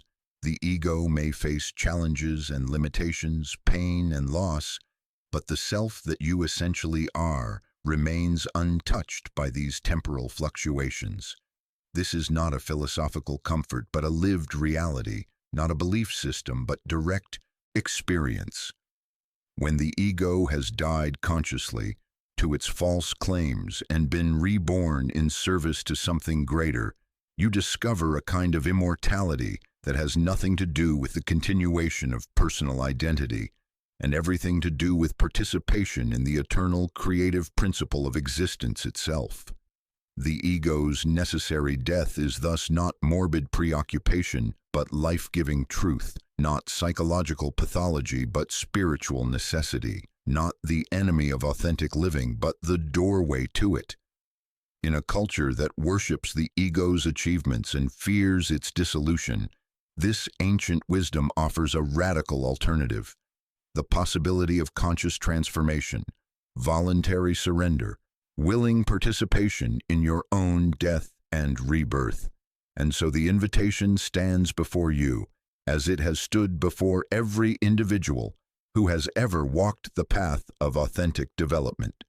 Will you cling to the familiar prison of false identity, or will you release your grip and discover the freedom that lies beyond the ego's narrow boundaries? Will you resist the dissolution that life offers you, or will you embrace it as the strange mercy it truly is? The choice is yours, but the process is not optional. The self will have its way, if not through conscious cooperation, then through unconscious compulsion, if not through willing surrender, then through forced breakdown. Better to die consciously to who you think you are and discover who you truly are, than to cling to illusion until life strips it away through suffering. The ego's death is not the end of your story, but the beginning of your true story, not the conclusion of your development, but the commencement of your authentic unfolding. What emerges from this sacred dissolution is not a diminished version of your former self, but the self you have always been, waiting patiently behind the costume of false identity for the moment of recognition and release. In that recognition, in that release, in that willing death to the smaller self in service of the greater self, the real adventure begins. The ego, transformed from tyrant to servant, becomes a grateful participant in the larger drama of individuation, and the self, no longer hidden behind the ego's defensive strategies, begins to express itself through the life you live with an authenticity and power that transforms not only your own existence, but ripples outward to touch and heal the world.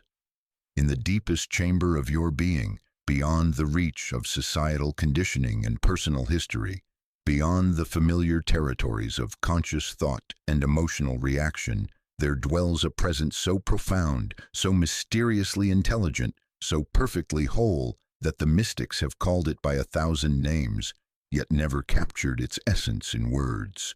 Jung, with the precision of scientific inquiry wedded to the poetry of the soul, called it simply the self, not the small self of everyday awareness, but the vast archetypal self that serves as both the source and the destination of your entire existence.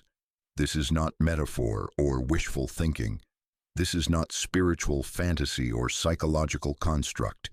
This is the most concrete reality of your being, more solid than the ground beneath your feet, more constant than your heartbeat, more essential than breath itself.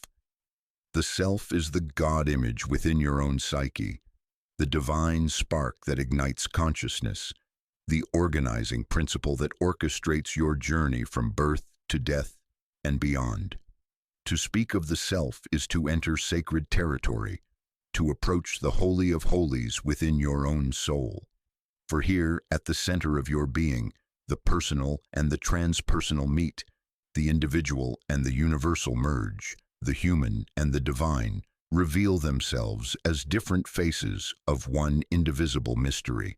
The self is simultaneously the most intimate aspect of your existence, closer to you than your own thoughts, and the most cosmic, connecting you to the creative source of all that is. Jung discovered this reality not through philosophical speculation, but through direct encounter, first in his own harrowing journey, through what he called his confrontation with the unconscious, and later through decades of careful observation of the healing process in his patients.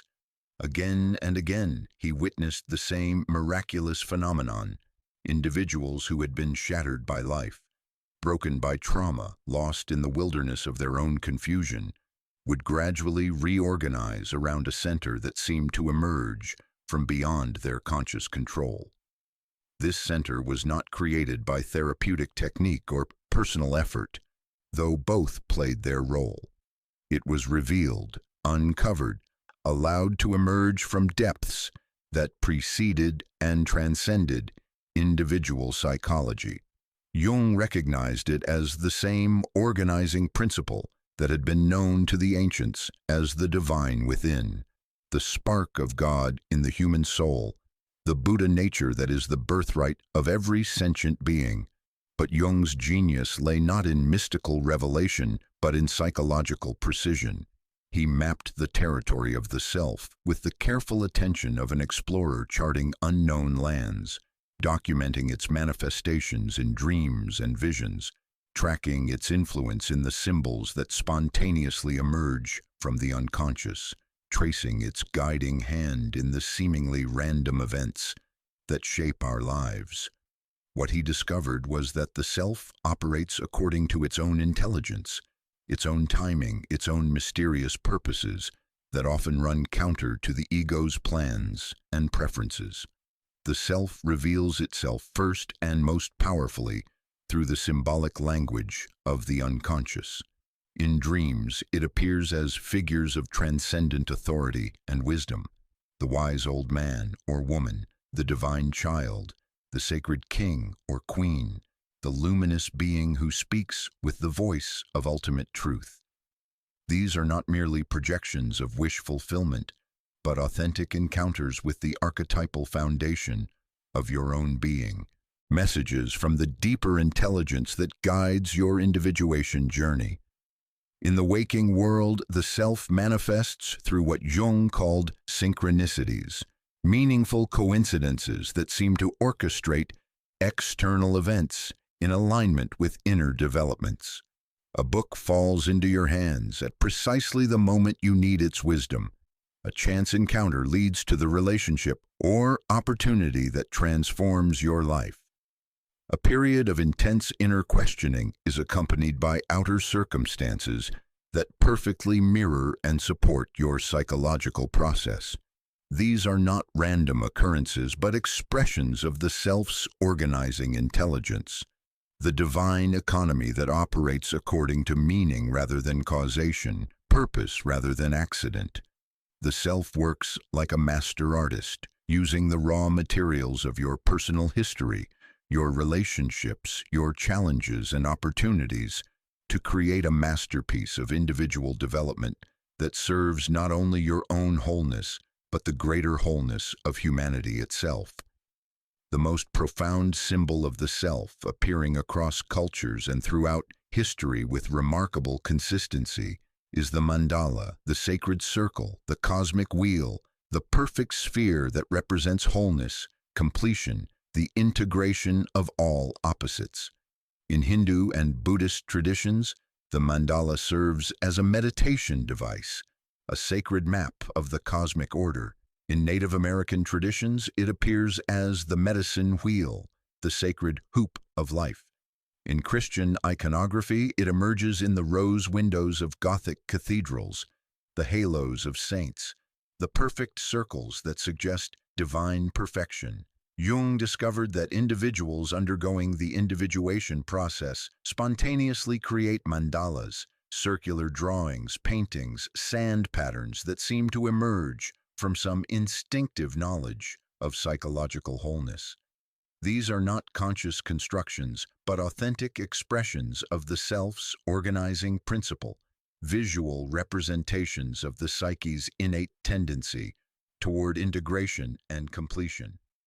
The mandala reveals one of the self's most essential characteristics, its function as the center that unites all opposites.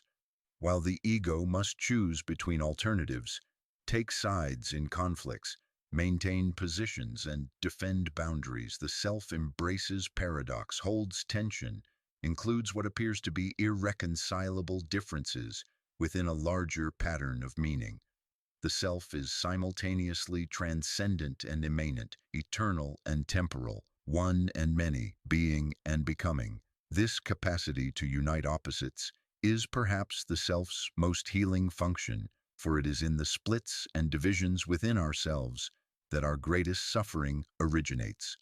The war between mind and body, reason and emotion, masculine and feminine, light and shadow, conscious and unconscious, these battles that tear us apart from within find their resolution only when we discover the center that embraces all sides, the self that includes all aspects of our being within its vast circumference. But the self is not merely a psychological principle or therapeutic goal.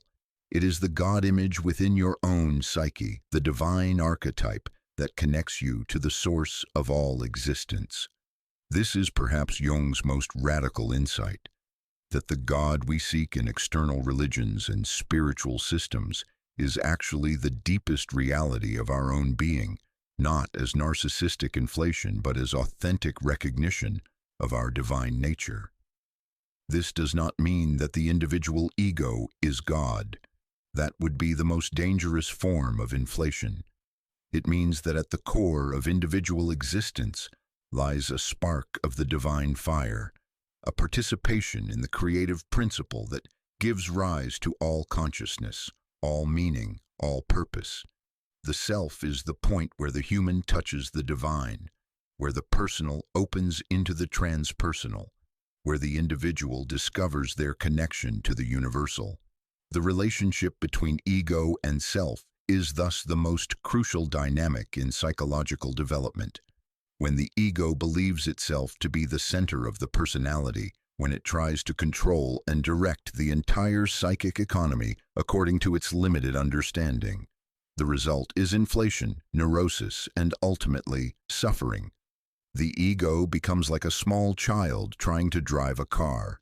It may have the best intentions, but it lacks the wisdom and perspective necessary to navigate safely. But when the ego learns to recognize the self as the true center and aligns itself with the self's deeper purposes, a miraculous transformation occurs.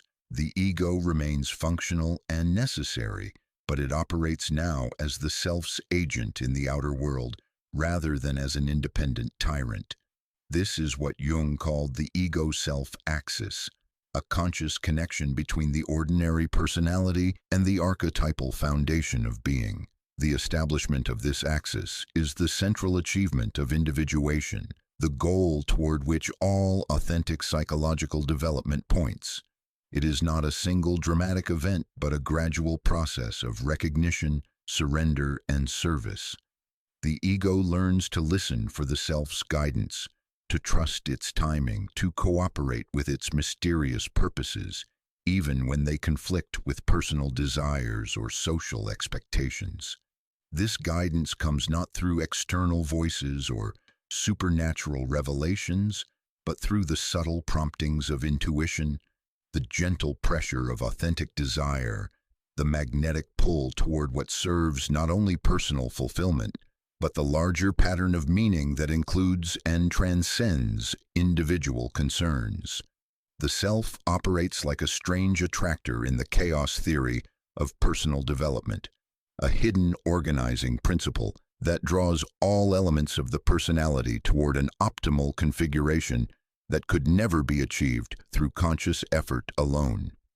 Learning to recognize the self's voice requires a fundamental shift in the locus of attention. Instead of identifying with the contents of consciousness, thoughts, emotions, sensations, memories. You learn to identify with consciousness itself, the aware presence that witnesses all changing phenomena while remaining itself unchanged. This is not a philosophical abstraction, but a lived reality that emerges naturally when the ego relaxes its grip on identity and control. In moments of deep meditation, creative flow, profound love, or mystical experience, the boundary between ego and self becomes permeable, and you taste the reality of your deeper nature. These glimpses serve as guideposts on the journey, confirmations that the path you are walking leads to authentic realization rather than psychological fantasy. They reveal that the self is not something you need to acquire or achieve, but something you already are at the deepest level of your being.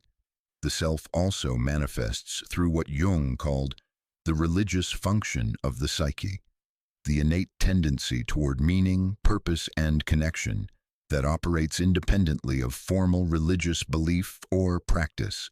This function creates what Jung termed numinous experiences, encounters with the sacred that inspire awe, reverence, and transformative recognition. These may occur in nature, in relationships, in creative expression, or in the simple moment-to-moment awareness of existence itself. The numinous quality of self-encounters distinguishes them from ordinary psychological experiences. They carry a sense of ultimate significance, of contact with something that transcends personal history and cultural conditioning. They often come accompanied by a deep knowing that extends beyond rational understanding, a certainty that emerges from the core of being rather than the surface of thinking. These experiences serve as initiations into deeper levels of psychological development, moments when the veil between ego and self becomes thin enough for direct recognition to occur. They cannot be manufactured through technique or effort, but they can be prepared for through the cultivation of openness, humility, and attentive presence. They come as gifts from the deeper intelligence of the psyche, grace notes in the symphony of individuation. The self also orchestrates what appear to be external events in service of internal development. This is perhaps the most mysterious aspect of its operation, the way it seems to coordinate inner psychological states with outer circumstances in patterns that serve the overall trajectory of growth and healing. A relationship ends just as you are ready to explore deeper levels of independence. A creative opportunity emerges precisely when you have developed the skills and confidence to embrace it. A health crisis forces you to confront aspects of yourself that would otherwise remain unconscious. These synchronicities reveal the self's function as what Jung called the transcendent function, the bridge between conscious and unconscious, inner and outer, personal and collective. The self operates according to a logic that transcends the linear causality of ordinary thinking, weaving together the threads of experience in patterns that serve the larger tapestry of meaning and purpose. To live in conscious relationship with the self requires a fundamental reorientation of priorities and values. External achievements and social recognition, while they may still play a role, become secondary to the deeper satisfaction of authentic self-expression. The opinion of others, while it may still matter, becomes less important than the inner sense of alignment with truth. Success and failure are measured not by external standards, but by the degree to which life serves the self's unfolding purposes. This is not a retreat from the world, but a more authentic engagement with it. When the ego serves the self rather than its own aggrandizement, action becomes more effective because it arises from a deeper source of wisdom and power. Relationships become more genuine because they are based on authentic self-expression rather than strategic positioning. Creative expression becomes more powerful because it channels the archetypal energies that move through the self rather than the limited resources of personal will. The self also serves as the bridge between individual development and collective healing. Jung recognized that the archetypal patterns that organize individual psychological development are the same patterns that shape collective human experience. The myths, symbols, and religious images that appear in personal dreams and visions are drawn from the same source as the great cultural and spiritual traditions of humanity. This means that your individual journey toward wholeness is simultaneously a contribution to the healing of the collective human psyche. As you integrate your shadow, develop your authentic gifts, and establish conscious relationship with your own inner divine nature, you participate in the larger project of human evolution and cultural transformation. The self that guides your personal development is connected to the greater self that guides the development of humanity as a whole. This perspective transforms the meaning and purpose of individual existence. Your life becomes not just a personal adventure, but a sacred assignment. Not just an opportunity for individual fulfillment, but a contribution to the larger healing that the world desperately needs. The challenges you face, the gifts you develop, the wisdom you gain through your own journey, all of these serve not only your own wholeness, but the wholeness of the human community. The God image within is thus both intensely personal and profoundly universal.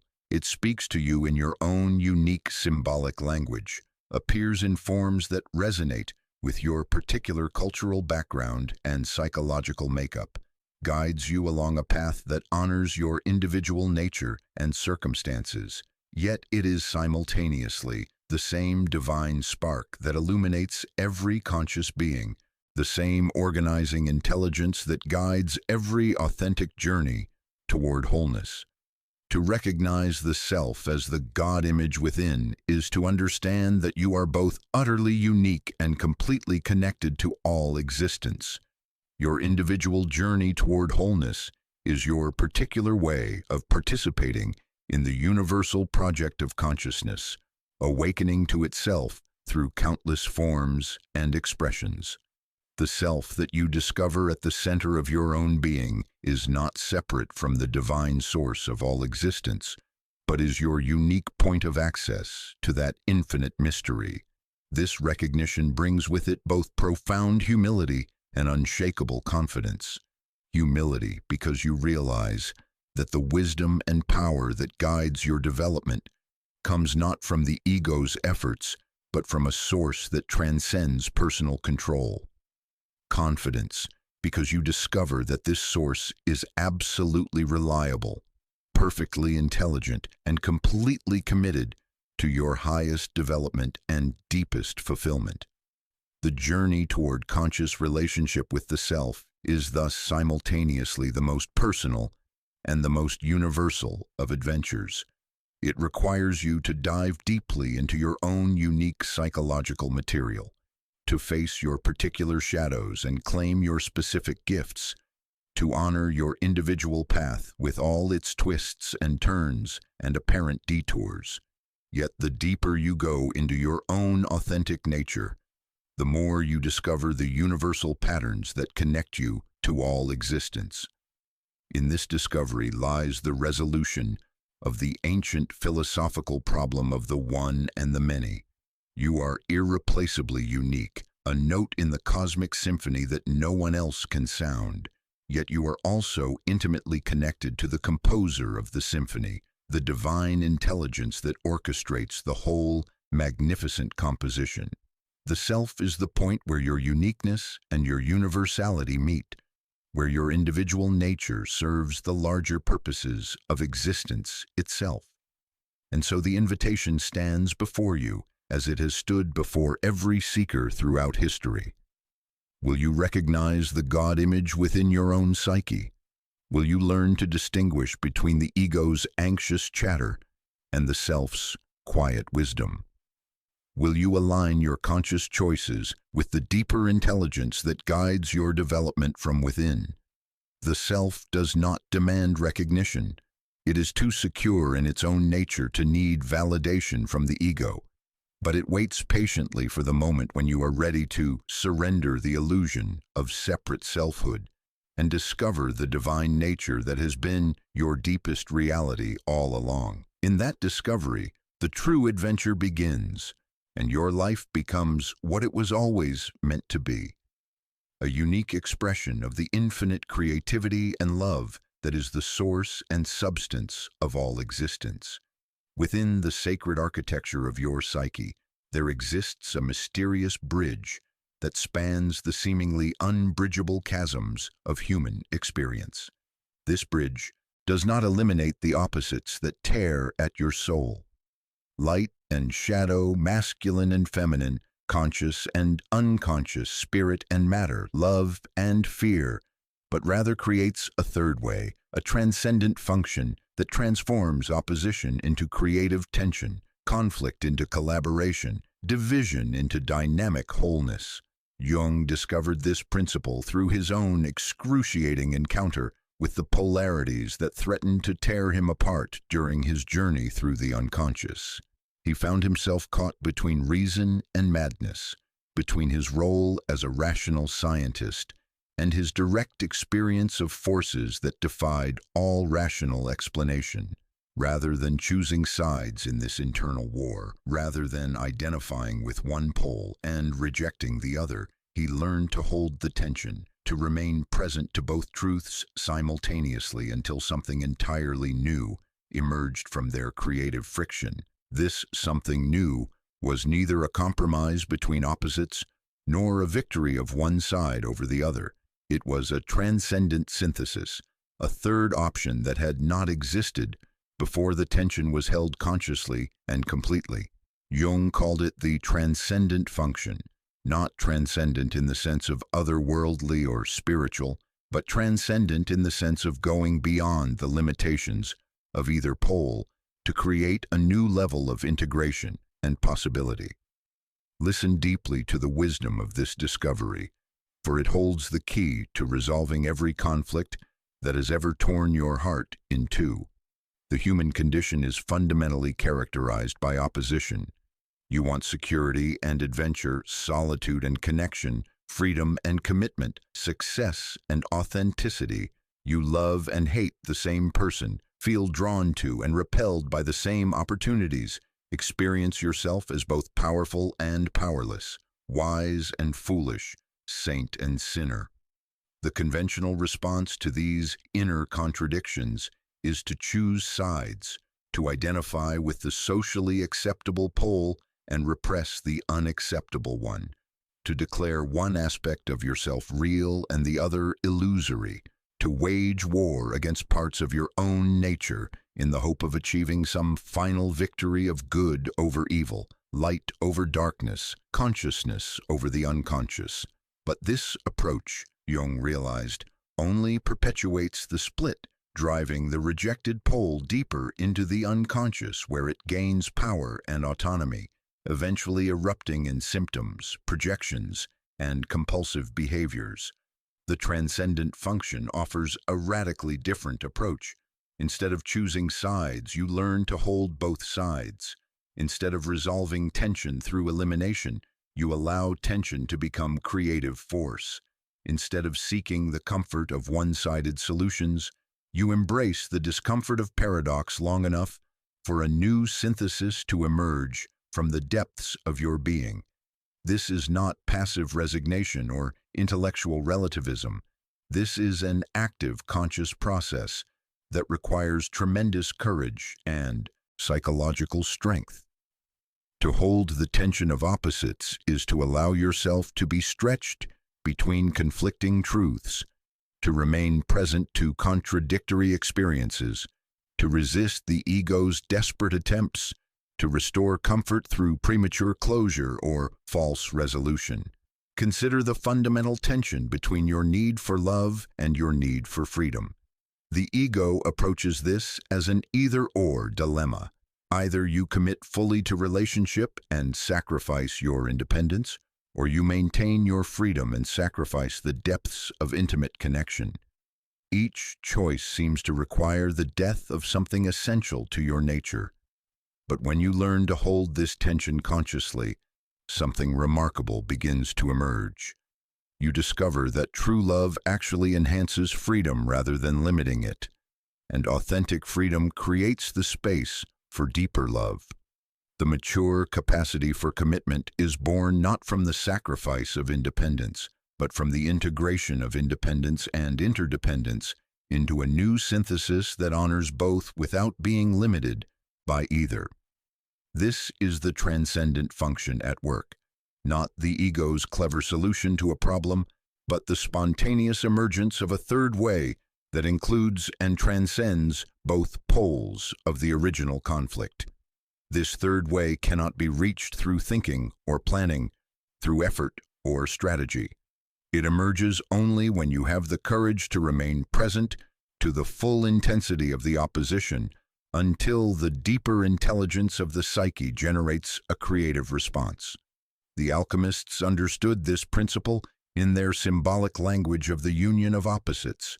They spoke of the marriage of the sun and moon, the king and queen, the red man and white woman, archetypal images of the integration of masculine and feminine principles within the individual psyche. This was not a literal marriage, but a psychological process, the conscious union of complementary aspects of the personality that had been split apart by conditioning and circumstances.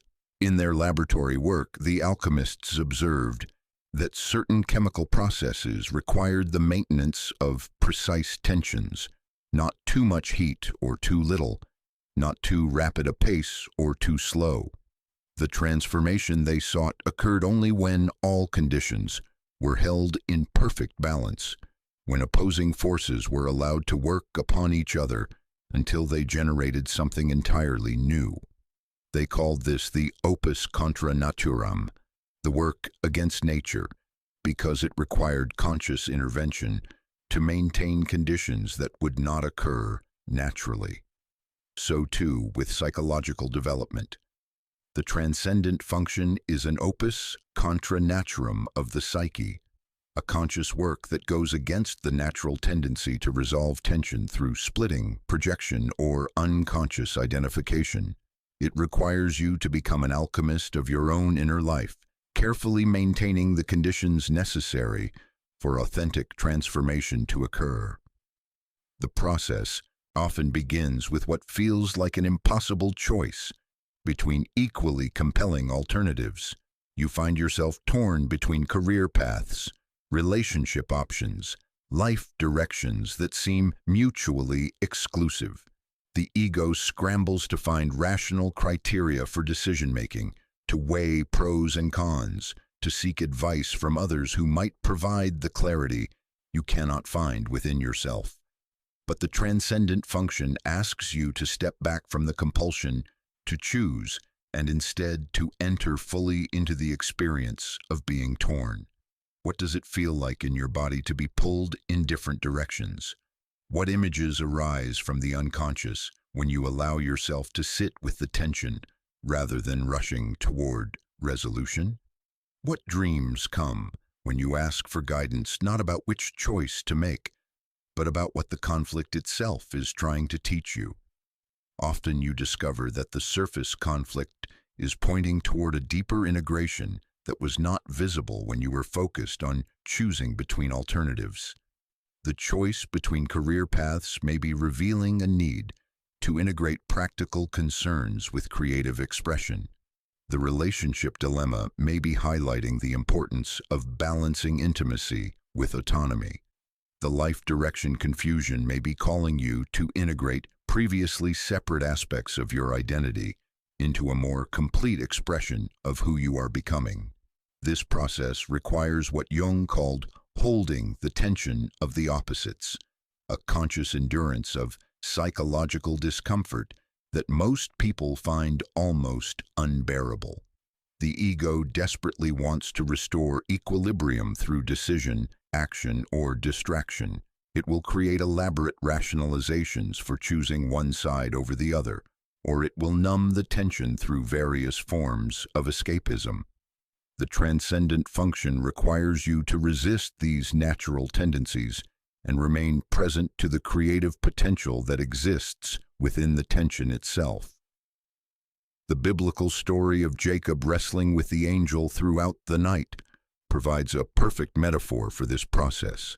Jacob does not defeat the angel or surrender to it, but wrestles with it until dawn, until something new emerges from the struggle.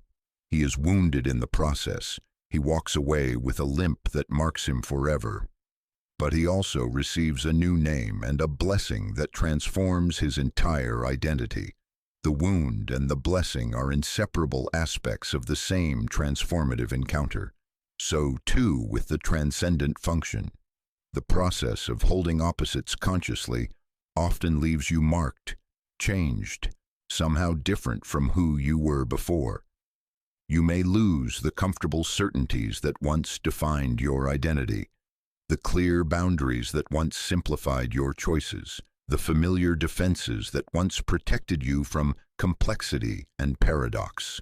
But you gain something infinitely more valuable, the capacity to embrace the full spectrum of human experience without being torn apart by its contradictions.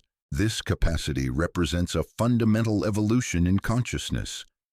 Instead of being unconsciously identified with one pole of any opposition, you learn to witness both poles from a center that encompasses and transcends them both. This witness consciousness is not detached or uninvolved, but deeply present to all aspects of experience without being limited by any single aspect. The development of witness consciousness through the transcendent function is perhaps the most important achievement of mature psychological development. It allows you to experience anger without being consumed by rage, to feel sadness without drowning in depression, to encounter fear without being paralyzed by anxiety. You learn to surf the waves of emotional experience rather than being swept away by them or rigidly defending against them. This same principle applies to the integration of what Jung called the contrasexual aspects of the psyche, the anima in men and the animus in women. Traditional gender conditioning creates artificial splits between masculine and feminine qualities, forcing individuals to identify with socially sanctioned aspects of their nature while repressing the contrasexual elements. Men learn to suppress receptivity, intuition, and emotional sensitivity. Women learn to repress assertiveness, analytical thinking, and independent action. The transcendent function offers a path beyond these limiting identifications. Instead of men becoming more feminine or women becoming more masculine, both learn to integrate the full spectrum of human qualities into a more complete and authentic expression of individual nature. The goal is not androgyny but wholeness, the conscious unity of complementary aspects that enhances, rather than diminishes, natural identity. This integration often proceeds through a difficult phase that Jung called enantiodromia, the tendency of any extreme position to transform into its opposite. Men who have over-identified with masculine rationality may find themselves overwhelmed by previously suppressed emotions. Women who have over-identified with feminine receptivity may discover a fierce assertiveness that surprises everyone, including themselves. These compensatory swings are natural and necessary parts of the integration process, but they are not the final destination. The transcendent function seeks not the replacement of one extreme with another, but the conscious cooperation of complementary energies in service of authentic self-expression. The integrated man remains fully masculine while incorporating the wisdom of his inner feminine.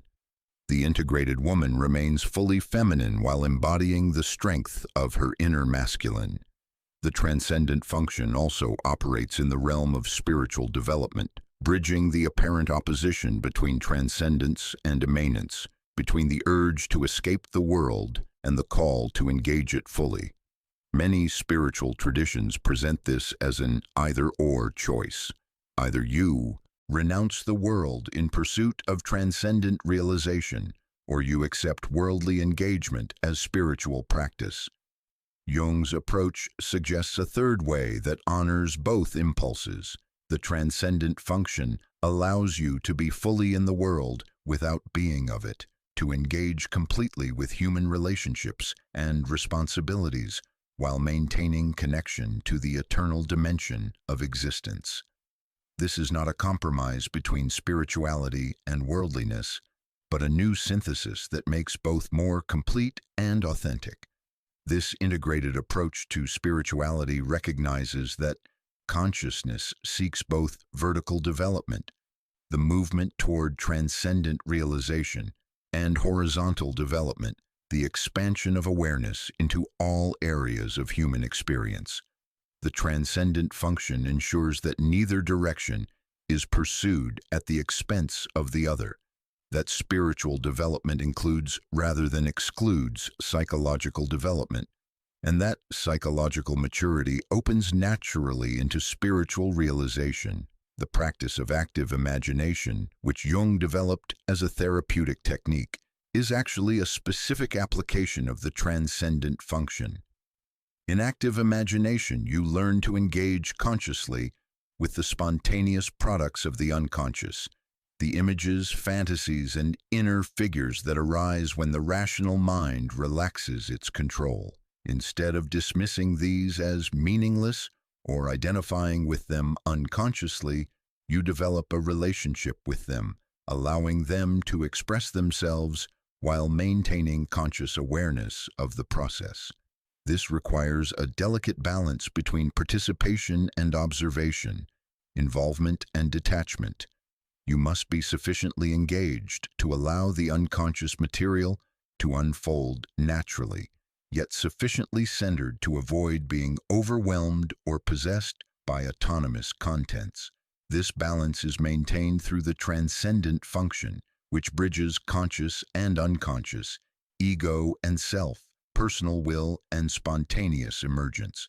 Through active imagination and other practices that engage the transcendent function, you learn to relate to your own psyche as a living partner in dialogue, rather than as an object to be controlled or a chaos to be defended against. This partnership represents a fundamental shift in the relationship between ego and unconscious, from domination or submission to conscious cooperation. The transcendent function also manifests in the creative process, where opposing elements, tradition and innovation, constraint and freedom, technical skill and spontaneous inspiration must be held in dynamic tension for authentic creation to occur. Great artists, writers, and composers learn to dance between these polarities, allowing each to inform and enhance the other rather than viewing them as competing forces. The same principle applies to all forms of authentic problem-solving and decision-making. Instead of approaching challenges through linear either-or thinking, you learn to hold multiple perspectives simultaneously, allowing them to interact and inform each other until creative solutions emerge that could not have been reached through any single approach. This capacity for multidimensional thinking is essential for navigating the complexity of modern life. The challenges we face, personal, social, environmental, spiritual, are too complex to be resolved through simple solutions or single perspectives. They require the transcendent function's capacity to bridge apparent opposites and generate creative syntheses that honor the legitimate needs and concerns of all sides. The development of the transcendent function is thus not merely a personal achievement, but a contribution to collective evolution. As more individuals learn to bridge opposites within themselves, the possibility emerges for bridging opposites in the larger human community. The same consciousness that can integrate light and shadow, masculine and feminine, freedom and commitment within the individual psyche can also work toward integrating the polarized forces that threaten to tear apart families, communities, and nations. But this begins with the individual work, the patient cultivation of the capacity to hold tension consciously rather than projecting it onto others or acting it out unconsciously. It requires the courage to remain present to your own internal contradictions until they resolve into creative synthesis, to embrace your own complexity rather than seeking the false simplicity of one-sided positions. The transcendent function asks you to become an artist of your own existence, consciously working with the raw materials of your experience to create something beautiful, meaningful, and whole. Like any art form, this requires both technical skill and intuitive sensitivity, both disciplined practice and spontaneous expression, both respect for established principles and willingness to break new ground. The masterpiece you create through the transcendent function is not a work of art in the conventional sense, but a work of life, the integration of all your contradictions and conflicts into a coherent expression of authentic selfhood. This is not perfection in the sense of flawlessness, but completion in the sense of wholeness, not the elimination of opposites, but their conscious cooperation in service of your deepest purpose and highest potential. And so the invitation stands before you as clear and challenging as it has ever been. Will you learn to bridge the opposites that divide your heart, or will you remain torn between competing loyalties and conflicting desires? Will you develop the patience and courage required to hold tension consciously, or will you continue to seek premature resolution through splitting and projection? The transcendent function waits for your conscious participation, ready to transform every conflict into an opportunity for integration, every opposition into a creative collaboration, every division into a deeper unity that includes and transcends both sides. In learning to bridge opposites within yourself, you participate in the larger work of healing the divisions that fragment the world, contributing your unique note to the grand symphony of consciousness, awakening to its own infinite creativity and love. There exists a threshold between the world of thinking and the world of being, a sacred doorway that opens only when we learn to step beyond the tyranny of rational discourse into the living theater of the psyche. This is the realm Jung called active imagination, not mere fantasy or wishful thinking, but a profound method of engaging with the autonomous life that dwells in the depths of our being. Here, in this liminal space where consciousness meets the unconscious, we discover that our inner world is populated by living figures who wait patiently for our attention, our respect, our willingness to enter into genuine dialogue. Active imagination is perhaps Jung's most radical gift to psychology, the recognition that the unconscious is not a passive repository of forgotten memories, but a living, creative force with its own intelligence, its own voice, its own urgent desire to communicate with consciousness. In this practice, we learn to approach our inner life not as scientists dissecting a specimen, but as humble visitors entering a sacred temple where ancient wisdom keepers await our arrival. The very phrase, active imagination, carries within it a paradox that points toward a deeper truth about the nature of psychological healing. We are called to be active, yet not controlling, imaginative, yet not fabricating, engaged, yet not imposing our will upon what emerges. This is the delicate dance between conscious participation and unconscious emergence, between our ego's desire to direct and our soul's need to be heard. In this dance, healing happens not through force or technique, but through the quality of our presence, our willingness to listen with the whole of our being. When we first approach the threshold of active imagination, we often bring with us the habits of mind that have governed our outer life, the need to analyze, categorize, judge, and control. Yet the figures that emerge from our depths speak a different language entirely. They communicate through image and symbol, through emotion and sensation, through the ancient grammar of myth and metaphor that has guided human consciousness since time immemorial. To dialogue with these figures, we must learn to speak their language, to honor their mode of being, to approach them with the reverence we would offer to any wise teacher who holds knowledge we desperately need. The practice begins in simplicity, yet it opens into profound complexity. We quiet the chattering mind. We soften the boundaries between self and other, between inner and outer, and we wait. We wait with the kind of patient attention a gardener brings to the first green shoots of spring, knowing that something is stirring beneath the surface, trusting that life seeks expression even in the darkest soil. And then, in the space between one breath and another, they appear, the figures of our inner world, carrying messages from territories of the psyche we have never consciously explored. These figures come in countless forms. Sometimes they appear as archetypal beings, the wise old woman who carries the secrets of transformation, the divine child who embodies our unlived potential, the trickster who disrupts our carefully constructed sense of order. Other times they manifest as personal figures, the abandoned child who still weeps in the corners of our heart, the fierce warrior who has been protecting us through decades of battles we've forgotten we're fighting, the lover who holds the key to our capacity for deep intimacy. Each figure carries a piece of our wholeness, a fragment of our soul that has been waiting in the wings of consciousness for its moment to step into the light. The art of active imagination lies not in summoning these figures through force of will, but in creating the inner conditions that allow them to reveal themselves naturally.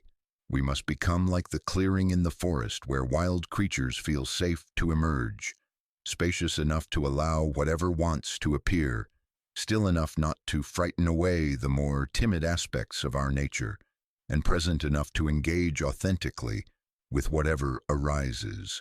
This requires a fundamental shift in our relationship to our own inner life, from being the director of our psychological drama to becoming a skilled and respectful participant in an unfolding mystery.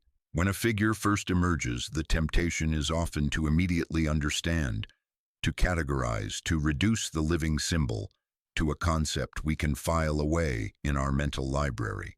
Yet this analytical impulse, however well-intentioned, can cause the figure to retreat back into the depths, like a deer that bolts at the first sign of sudden movement. Instead, we must learn to approach with what Jung called evenly suspended attention, alert but not grasping, curious but not invasive, open to whatever wants to unfold without imposing our preconceptions upon it. The dialogue that emerges in active imagination is unlike any conversation we have ever had. It is not a debate between equal partners, but a sacred exchange between different levels of being.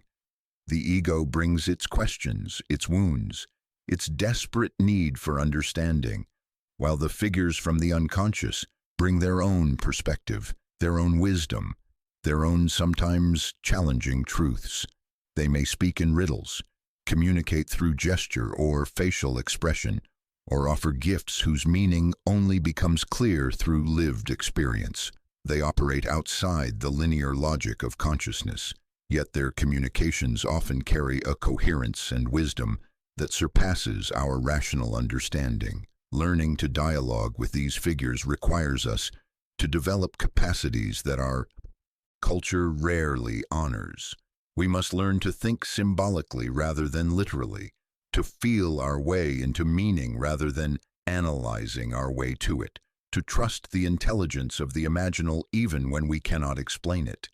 This is not a regression into childish fantasy, but a progression into a more sophisticated and nuanced relationship with the totality of our being.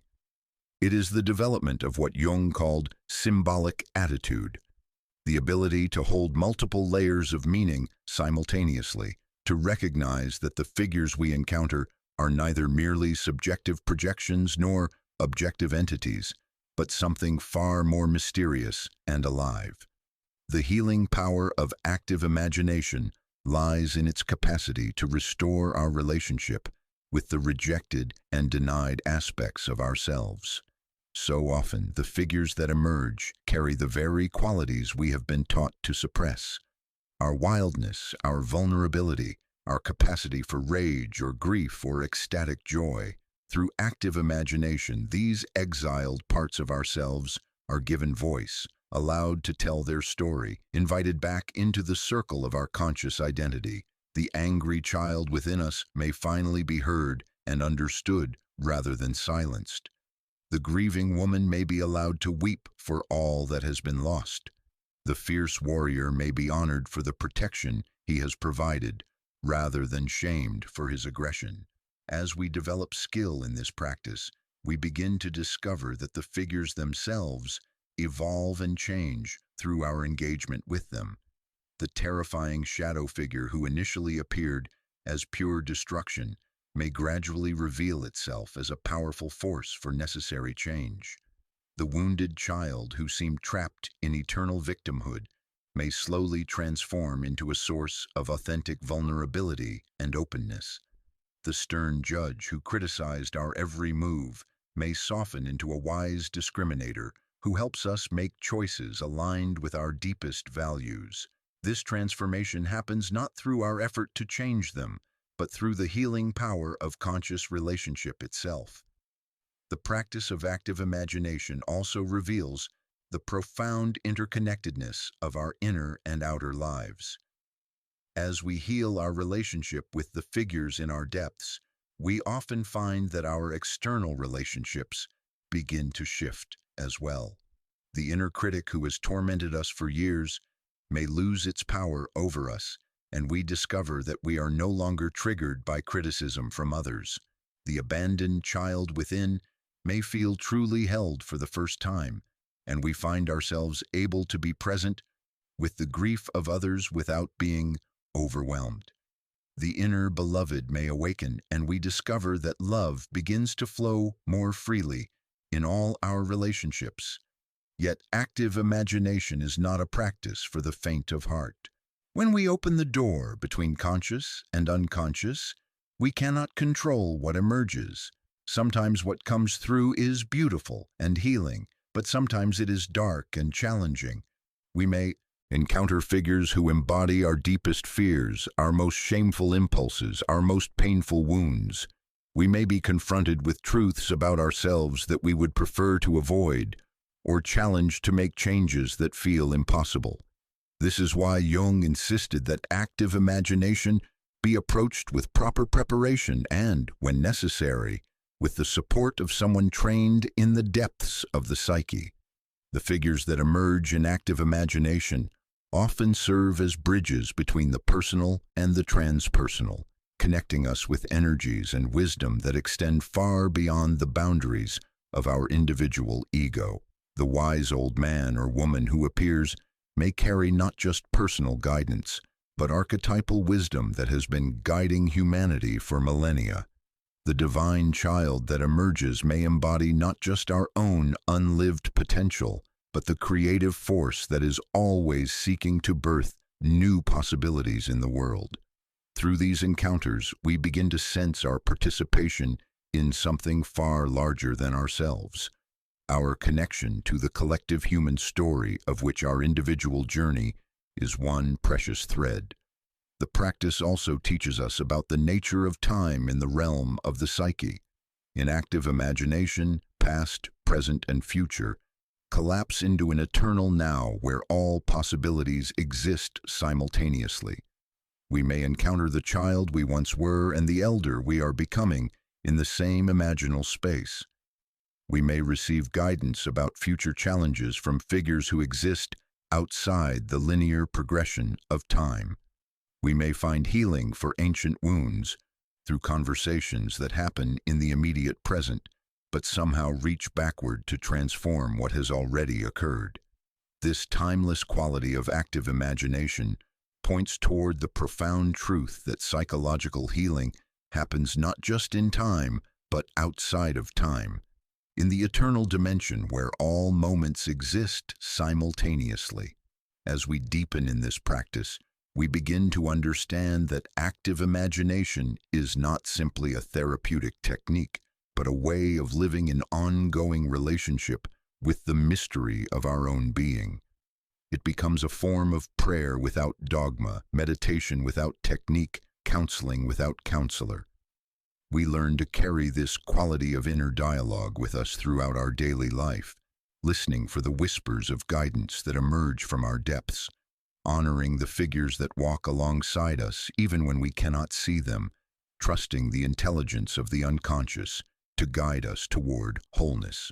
The figures we encounter in active imagination also serve as teachers of paradox, showing us how to hold contradictory truths simultaneously without the need to resolve them into simple solutions. The same figure who appears as destroyer may also be creator. The one who brings endings may also herald new beginnings. The voice that speaks of death may also carry the seed of rebirth. Through these encounters, we learn to live with greater complexity, to embrace the both and rather than the either-or, to find wisdom in the spaces between absolutes where real life actually unfolds. Perhaps most importantly, active imagination restores our sense of agency in our own psychological healing. Rather than seeing ourselves as passive victims of unconscious forces or dependent upon external experts to interpret our inner life, we discover that we have direct access to our own healing wisdom. We learn that the psyche contains within itself not only the source of our wounding, but also the medicine for our healing. The figures that emerge become our inner council, our advisory board of wise ones who know us more intimately than any external authority ever could. In the end, active imagination reveals itself as both method and metaphor for the entire journey of psychological transformation. It teaches us that healing happens through relationship, not just with others, but with the multiplicity of selves that exist within our own psyche. It shows us that wholeness is not achieved through the domination of consciousness over the unconscious, but through the establishment of ongoing dialogue between these different dimensions of our being. It demonstrates that our inner life is not a problem to be solved, but a mystery to be lived, a sacred conversation that unfolds throughout the entirety of our existence. Through this practice, we come to understand that we are not single, unified beings, but complex ecosystems of interconnected parts, each with its own wisdom, its own needs, its own contribution to make to the whole. The goal is not to eliminate this complexity, but to orchestrate it consciously, to become the conductor of our own inner symphony rather than the victim of its discordant notes. In this orchestration, we discover that our psychological wounds are not evidence of our brokenness, but invitations into deeper relationship with the totality of who we are. Active imagination ultimately reveals that the boundary between self and other, between inner and outer, between human and divine, is far more permeable than we typically recognize. In dialoguing with the figures of our depths, we discover that we are in constant relationship with forces and intelligences that extend far beyond the narrow confines of our personal ego. We are part of a vast web of being in which our individual healing contributes to the healing of the whole, and the wisdom we access through our inner dialogue serves not only our own transformation, but the transformation of the world itself. This is the profound gift of active imagination. It returns us to our birthright as conscious participants in the ongoing creation of reality, as co-creators with the mystery of being itself. Through this sacred dialogue with the depths, we discover that we are both student and teacher, both healer and patient, both question and answer in the endless conversation between consciousness and the unconscious that we call human life. In the sanctuary of sleep, when the vigilant ego finally releases its grip on the reins of consciousness, another intelligence takes the stage, ancient, wise, and utterly devoted to our healing. Each night, as we surrender to the threshold between waking and sleeping, our psyche opens its theater and begins the most intimate performance of our lives. Here, in the realm that Jung called the royal road to the unconscious, Our dreams unfold not as random neural static, but as purposeful communications from the depths of our being, carrying both the diagnosis of our wounds and the prescription for our healing. Dreams speak in the mother tongue of the psyche, the language of symbol and metaphor, image and emotion, paradox and poetry. This is the language that existed long before words, the primordial grammar through which the soul has always communicated its deepest truths. While our waking mind insists on linear logic and rational explanations, our dreaming mind weaves together impossible narratives that somehow capture the essence of our inner reality more accurately than any conscious analysis ever could. To understand dreams as Jung understood them, we must first release our modern prejudice that equates the rational with the real, the logical with the meaningful. Dreams operate according to different laws, the laws of the unconscious, where time collapses into eternal now, where past and future meet in the immediacy of symbolic truth, where the impossible becomes not only possible, but inevitable. In this realm, we may find ourselves simultaneously child and adult, victim and hero, seeker and sought, because the dreaming psyche recognizes that we contain all these potentials within our totality. The dream comes to us as both physician and medicine, arriving precisely when we need it most, carrying exactly the wisdom we are ready to receive. Unlike our conscious mind, which often becomes entangled in the surface drama of our daily struggles, the dreaming mind perceives the deeper patterns, the underlying dynamics, the archetypal themes that give our personal story its universal significance. Dreams cut through the noise of our waking preoccupations to address what matters most, the fundamental question of how we can move toward greater wholeness. When we first begin to pay attention to our dreams, we often make the mistake of trying to decode them like secret messages, searching for hidden meanings that can be translated into rational understanding. Yet dreams resist such linear interpretation because they are not puzzles to be solved, but living experiences to be entered, not codes to be cracked, but relationships to be cultivated. The dream wants to be lived more than understood, felt more than analyzed, integrated more than interpreted. Each dream figure that appears in our nocturnal theater carries some aspect of our own psyche that seeks recognition and integration. The stranger who pursues us through dark alleys may embody the shadow aspects we have been running from in our waking life. The wise old woman who offers cryptic guidance may represent the deep feminine wisdom we have neglected to consult.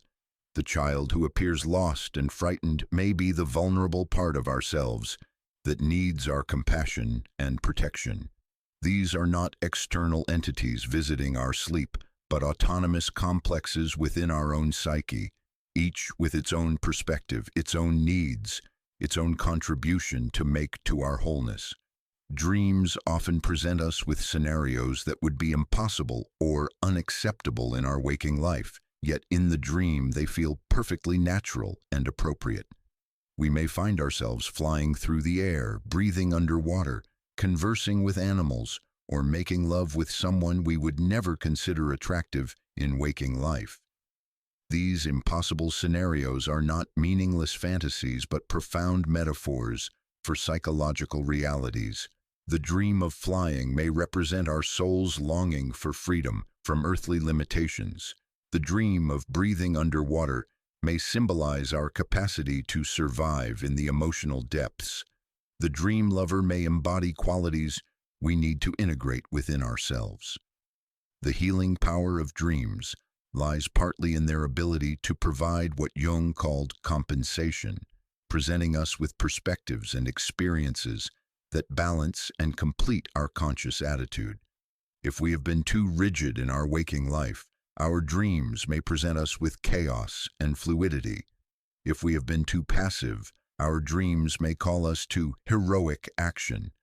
If we have been too isolated, our dreams may immerse us in intimate relationship.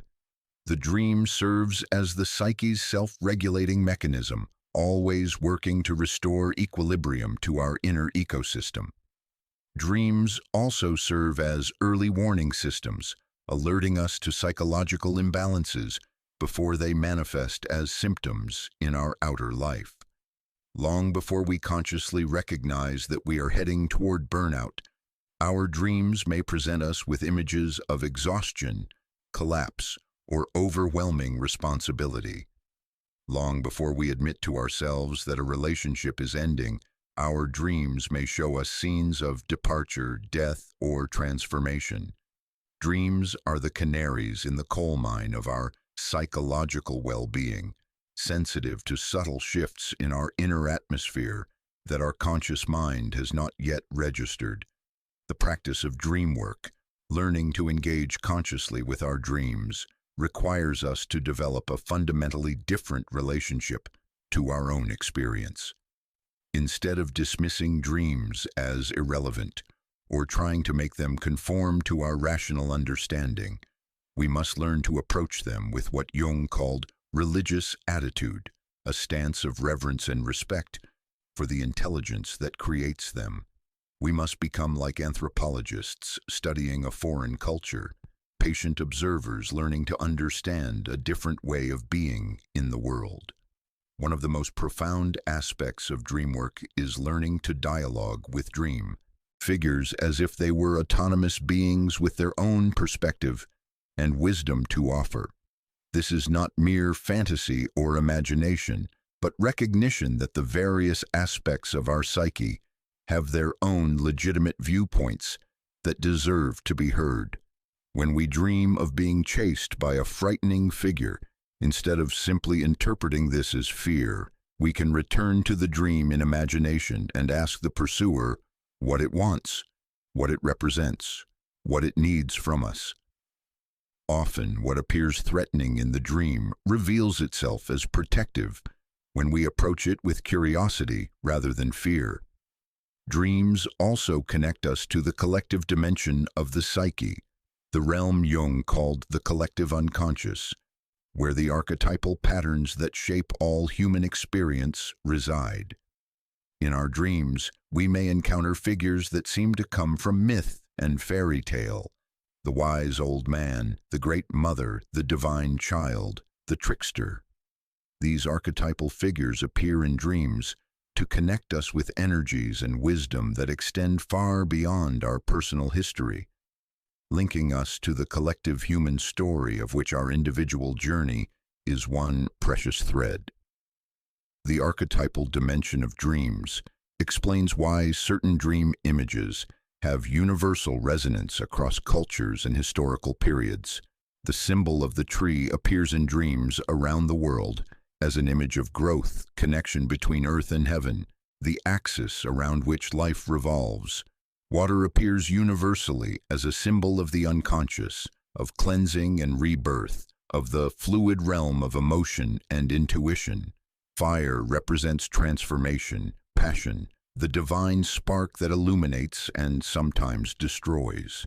These symbols speak to something deeper than personal association. They carry the accumulated wisdom of human experience across millennia. Recurring dreams hold special significance in the healing process, appearing again and again until we finally understand and integrate their message. These persistent dreams are like knock on the door of consciousness, growing louder and more insistent until we finally answer. Often, recurring dreams stop appearing once we have made the psychological shift they were calling for, their mission accomplished. A recurring dream of being unprepared for an exam may continue until we address our perfectionism or fear of evaluation. A recurring dream of being lost may persist until we find our direction in life.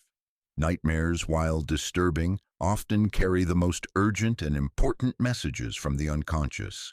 They represent the psyche's emergency broadcast system, alerting us to aspects of our experience that require immediate attention. Rather than seeing nightmares as something to be avoided or medicated away, Jung understood them as the psyche's dramatic attempt to capture our attention when gentler messages have been ignored. The monster in the nightmare may represent the power we have disowned and projected onto others. The disaster in the dream may reflect the inner catastrophe that needs to occur for new growth to emerge. Dreams often present healing imagery that works on us at levels deeper than conscious understanding. We may dream of wounds being cleansed, of broken bones being set, of diseased organs being replaced with healthy ones. These healing dreams are not mere wish fulfillment, but represent actual psychological processes occurring in the depths of our being. The psyche uses the universal language of physical healing to represent the restoration of psychological wholeness. And these dreams can have profound healing effects on both mind and body. The timing of dreams is never arbitrary. Dreams come when we are ready for their message, when our conscious mind has developed enough flexibility to receive their wisdom, when life circumstances have prepared us for the transformation they herald. A dream about death may come just before a major life transition. A dream about birth may appear when new possibilities are gestating in our unconscious. A dream about marriage may emerge when we are ready to unite opposing forces within our psyche.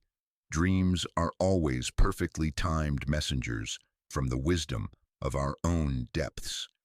Learning to work with dreams also teaches us about the nature of symbolic thinking, a capacity that our literalistic culture has largely forgotten, but that is essential for psychological healing.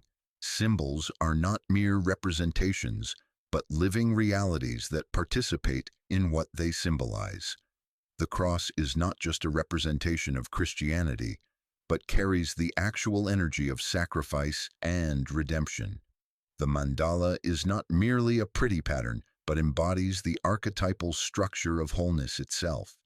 When we learn to think symbolically, we discover that we live in a universe that is alive with meaning, where every image carries multiple layers of significance.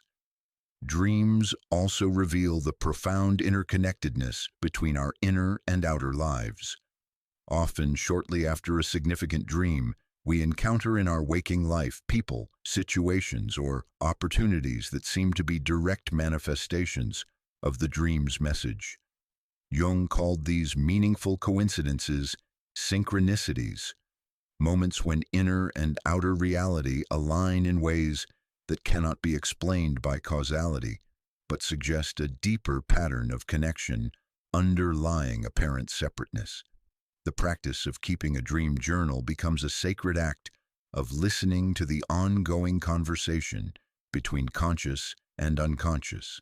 As we record our dreams with care and attention, we begin to notice patterns, themes, and developments that reveal the organic intelligence guiding our psychological growth. We may discover that dreams from months or years ago contained prophetic elements that are only now becoming clear. We may notice that certain symbols appear repeatedly, evolving in meaning as we evolve in understanding. Dreams also serve as a bridge between the personal and transpersonal dimensions of experience. In our dreams, we may encounter spiritual teachers, receive mystical visions, or experience states of consciousness that connect us to dimensions of reality beyond the mundane world. These transpersonal dreams often carry profound healing power, connecting us to sources of wisdom and strength that transcend our personal limitations. They remind us that we are part of something infinitely larger than ourselves, that our individual healing serves the healing of the whole. The healing journey through dream work is ultimately a journey of learning to trust the intelligence of our own depths. Dreams teach us that we carry within ourselves an inner physician whose diagnostic accuracy and healing wisdom surpass any external authority. This inner physician speaks in symbols rather than symptoms, prescribes experiences rather than medications, and works through the mysterious alchemy of psychological transformation rather than the mechanical manipulation of surface behaviors. As we develop relationship with our dreams, we discover that healing is not something done to us by experts, but something that emerges from within us when we learn to listen to the voice of our own wholeness. Dreams become our nightly consultation with this inner healer, our ongoing education in the art of becoming whole. They teach us to see our symptoms not as enemies to be defeated, but as messengers to be heard. Our conflicts not as problems to be solved, but as creative tensions seeking resolution. Our wounds not as evidence of our brokenness, but as openings through which our deepest healing can emerge. In the end, dreams reveal themselves as perhaps the most democratic and accessible form of guidance available to human beings. Regardless of education, social status, or spiritual training, we all dream. We all have access to this nightly wisdom. We all carry within us the capacity to receive guidance from the depths of our being. Dreams remind us that we are far more than our conscious ego knows, that we contain within ourselves vast reservoirs of wisdom and healing power, that the path to wholeness lies not in the accumulation of external knowledge, but in learning to listen to the voice of our own souls, speaking to us each night in the intimate theater of sleep. Through the royal road of dreams, we discover that the healing we seek has been seeking us all along, appearing faithfully each night with exactly the medicine we need, waiting patiently for us to develop the capacity to receive its gifts, to honor its wisdom, to trust in the profound intelligence that guides our journey toward wholeness from the depths of our own being. At the heart of Jung's revolutionary understanding of the human psyche lies a truth so profound and yet so simple that it often takes a lifetime to fully grasp. We are called to become who we truly are. This process, which Jung named individuation, is perhaps the most sacred journey any human being can undertake. Not a journey to some distant destination, but a spiraling path that leads us home to ourselves, to the unique constellation of possibilities that we alone can embody in this world. Individuation is not self-improvement in the conventional sense, not the ego's project of perfecting itself according to external standards or social expectations. It is something far more mysterious and profound, the soul's organic movement toward wholeness, the psyche's inherent drive to realize its full potential, the seed of authentic selfhood slowly unfurling into the light of consciousness. Like the hero's journey mapped in the world's great myths, individuation calls us away from the familiar territory of collective conformity into the uncharted wilderness of our own unique destiny. The journey begins, as all true journeys must, with a departure from the known world. In psychological terms, this means stepping away from the collective persona we have worn like armor, the socially acceptable mask that has allowed us to navigate the world, but has also kept us from knowing our own face. This departure is rarely chosen consciously. More often it is thrust upon us by what Jung called the transcendent function. Those moments of crisis, breakdown, or profound dissatisfaction that shatter our comfortable illusions and demand that we face the question of who we really are beneath all our roles and identities. The call to individuation often comes disguised as symptoms, the depression that will not lift, the anxiety that has no clear cause, the sense of meaninglessness that haunts our days despite external success. These are not signs of pathology to be eliminated, but sacred messengers announcing that the time has come to undertake the great work of becoming ourselves. They are the psyche's way of saying that we have outgrown our current container, that the life we have been living is too small for the soul we are meant to become. In the mythic template of the hero's journey, the call to adventure is followed by an encounter with the threshold guardian, that formidable figure who stands at the boundary between the known and unknown worlds, testing the hero's readiness to proceed.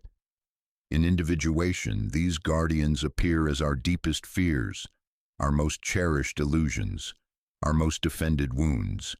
They are the parts of ourselves we have spent lifetimes avoiding, the shadows we have projected onto others, the aspects of our nature we have deemed unacceptable or impossible to integrate. The threshold guardian of individuation often appears as the very qualities we most despise in others, the selfishness we cannot tolerate, the weakness we cannot forgive, the wildness we cannot contain. Jung understood that these projections are not arbitrary but precise.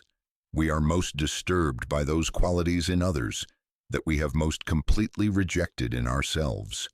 To cross the threshold into authentic selfhood, we must withdraw these projections, reclaim these disowned aspects of our nature, and learn to hold the fullness of our humanity without judgment. This encounter with the shadow, those aspects of ourselves we have relegated to the unconscious, represents one of the most challenging and essential phases of individuation. Unlike the popular notion of shadow work as simply acknowledging our negative traits, Jung's understanding is far more nuanced. The shadow is not merely what is bad in us, but what is unlived in us, all the potential that has been rejected, suppressed, or simply never had the opportunity to develop. Our shadow may contain not only our capacity for cruelty, but also our capacity for greatness, not only our potential for destruction, but also our power to create. The integration of the shadow requires what Jung called holding the tension of the opposites, learning to contain contradictory aspects of our nature without collapsing into identification with either extreme. We must learn to hold both our capacity for love and our capacity for hatred, both our desire for connection and our need for solitude, both our strength and our vulnerability. This is not about becoming balanced in some static sense, but about developing the psychological flexibility to embody different aspects of our nature as circumstances require. As we move deeper into the individuation process, we encounter what Jung termed the anima, or animus, the contrasexual aspect of our psyche that carries the qualities we have traditionally associated with the opposite gender. For men, the anima represents the receptive, intuitive, feeling-oriented aspects of the psyche that have often been suppressed in favor of more traditionally masculine qualities. For women, the animus embodies the assertive, rational, goal-directed energies that may have been discouraged by cultural conditioning. The integration of these contrasexual energies is not about becoming androgynous in some literal sense, but about reclaiming the full spectrum of human capacities regardless of gender. A man in touch with his anima becomes more emotionally available, more receptive to the subtle currents of relationship, more connected to his intuitive wisdom. A woman in relationship with her animus becomes more capable of decisive action, more skilled at logical analysis, more able to assert her will in the world. Both become more complete human beings, less dependent on others to carry their projected opposite, more capable of standing alone while also being more available for genuine relationship. The journey of individuation is spiraling rather than linear, meaning we encounter the same essential themes again and again at deeper levels of understanding. Each time we think we have integrated our shadow, new aspects emerge to be embraced. Each time we believe we have found our authentic self, life presents us with opportunities to express ourselves in ways we never imagined possible. This is not a sign of failure in the process, but evidence of its organic nature, like a tree that grows by adding rings. Individuation proceeds by adding layers of complexity and depth to our self-understanding. At the heart of the individuation process lies what Jung called the transcendent function, the psyche's ability to unite opposing forces in a new synthesis that transcends and includes both extremes. This function operates spontaneously when we can tolerate the tension between contradictory aspects of our experience without prematurely resolving them into false simplicity. when we can hold both our longing for security and our need for adventure, both our desire for intimacy and our need for independence, something new emerges that honors both needs without sacrificing either. The transcendent function manifests most clearly in what Jung termed the third, those creative solutions that emerge when we resist the temptation to choose between either-or alternatives. Instead of choosing between career and family, we may discover a way of being that honors both ambitions. Instead of choosing between solitude and community, we may find a rhythm that provides adequate doses of each. Instead of choosing between spiritual development and worldly engagement, we may discover that our deepest spiritual realization comes through full participation in the human drama. As individuation progresses, we begin to differentiate between the ego and what Jung called the self, the archetypal center of the psyche that represents our fullest potential. The ego, which has served as the center of our conscious identity, gradually learns to serve as a faithful minister to this deeper authority. This is not a loss of personal agency, but a discovery of our true agency, the capacity to act from our deepest center rather than from the reactive patterns of the wounded ego. The relationship between ego and self is perhaps best understood through the metaphor of the royal court. The ego, once imagining itself to be the absolute monarch of the psyche, discovers that it is actually a prime minister serving a wisdom far greater than itself. This wisdom, the self, does not diminish the ego's importance, but places it in proper perspective. The ego remains essential for navigating the practical demands of daily life, but it no longer carries the impossible burden of being the sole source of meaning and direction. This shift from egocentricity to self-centricity represents a fundamental reorientation in our relationship to life itself. We begin to sense that our individual existence is part of a larger pattern, that our personal journey serves purposes beyond our conscious understanding, that our deepest fulfillment comes not from getting what we want, but from becoming who we are meant to be. This does not eliminate personal desire or ambition, but places them in the context of a larger unfolding that includes but transcends our personal agenda. The individuation process also reveals the profound interconnection between personal and collective healing. As we reclaim our disowned shadows, we stop projecting them onto others, reducing the level of unconscious hostility in our relationships and communities. As we integrate our contrasexual energies, we become less dependent on others to complete us, freeing them to pursue their own authentic development. As we align with ourself rather than our ego, we become more capable of serving something greater than our personal interests. Jung understood that individuals who have undergone substantial individuation become what he called twice born, beings who have died to their original unconscious identity and been reborn into conscious relationship with their totality. These twice-born individuals serve as bridges between conscious and unconscious, personal and collective, human and divine. They carry a quality of presence that is simultaneously deeply personal and transpersonal, rooted in their unique particularity, yet connected to universal themes. The twice-born person does not transcend human limitations, but embraces them more fully. They become more human, not less, more capable of feeling deeply, loving freely, grieving completely, celebrating authentically. Their individuation does not separate them from the human community, but enables them to participate more fully in it, bringing the gifts of their uniqueness while remaining connected to the shared struggles and joys of human existence. One of the most profound paradoxes of individuation is that the more fully we become ourselves, the more we discover our fundamental interconnection with all life. As we peel away the layers of false identity and defensive adaptation, We discover at our core not a separate self, but a unique expression of the universal life force that animates all beings.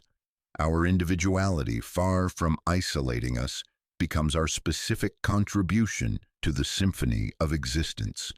This realization transforms our understanding of service and relationship.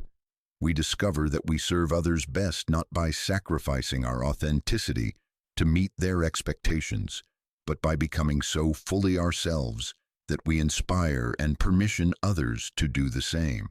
Our relationships become less about mutual dependency and more about mutual recognition, two individuated beings meeting in the fullness of their authentic presence, each enhanced by contact with the other's uniqueness. The path of individuation also demands that we develop what Jung called religious attitude, not adherence to a particular faith tradition, but a stance of reverence toward the mystery of existence itself. As we encounter the numinous dimensions of our own psyche, we cannot help but be humbled by the vast intelligence that guides the process of our becoming.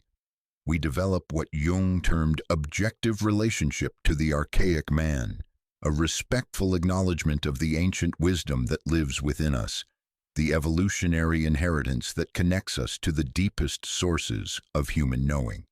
This religious attitude does not require us to abandon critical thinking or scientific understanding, but to hold these capacities within a larger context of wonder and humility.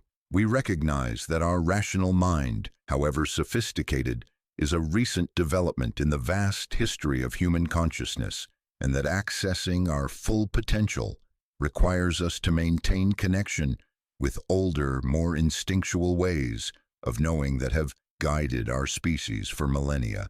As we near what might be called the completion of a major cycle of individuation, we discover that the goal was never to arrive at some fixed destination, but to establish an ongoing relationship with the process of becoming itself. We have learned to trust the intelligence of our own unfolding, to honor the unique timing of our development, to embrace both the light and dark aspects of our nature as essential to our wholeness. The individuated person does not achieve some perfect state of psychological health, but develops the capacity to remain in conscious relationship with their own complexity. They become skilled at holding paradox, comfortable with uncertainty, and capable of drawing wisdom from all dimensions of their experience. They have learned to live from their center while remaining responsive to the changing demands of life, to maintain their authenticity while adapting skillfully to circumstances beyond their control. In the end, individuation reveals itself not as a personal achievement, but as a sacred offering. The person who has undertaken the journey of becoming themselves becomes a gift to the world, not because they are perfect, but because they are real. In a culture that often rewards conformity and masks authenticity, the individuated person stands as living proof that it is possible to be fully human while remaining true to one's deepest nature. They become wounded healers who can guide others through the labyrinth because they have walked its pathways themselves, lights in the darkness who illuminate the way home not through their words, but through the quality of their presence. The hero's journey of individuation comes full circle when we realize that home was never a place we left, but a quality of being we were called to embody. We have not journeyed away from our essential nature, but through the barriers that obscured it. We have not become someone new, but remembered who we always were beneath the accumulation of adaptations and defenses.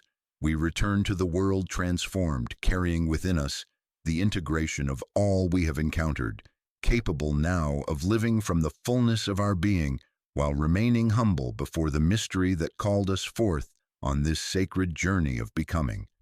In the deepest chambers of the human soul, where the most ancient mysteries of transformation unfold, there occurs a sacred event that the alchemists of old called the hieros gamos, the holy wedding, the divine marriage, the ultimate union of opposites that marks the culmination of all psychological work.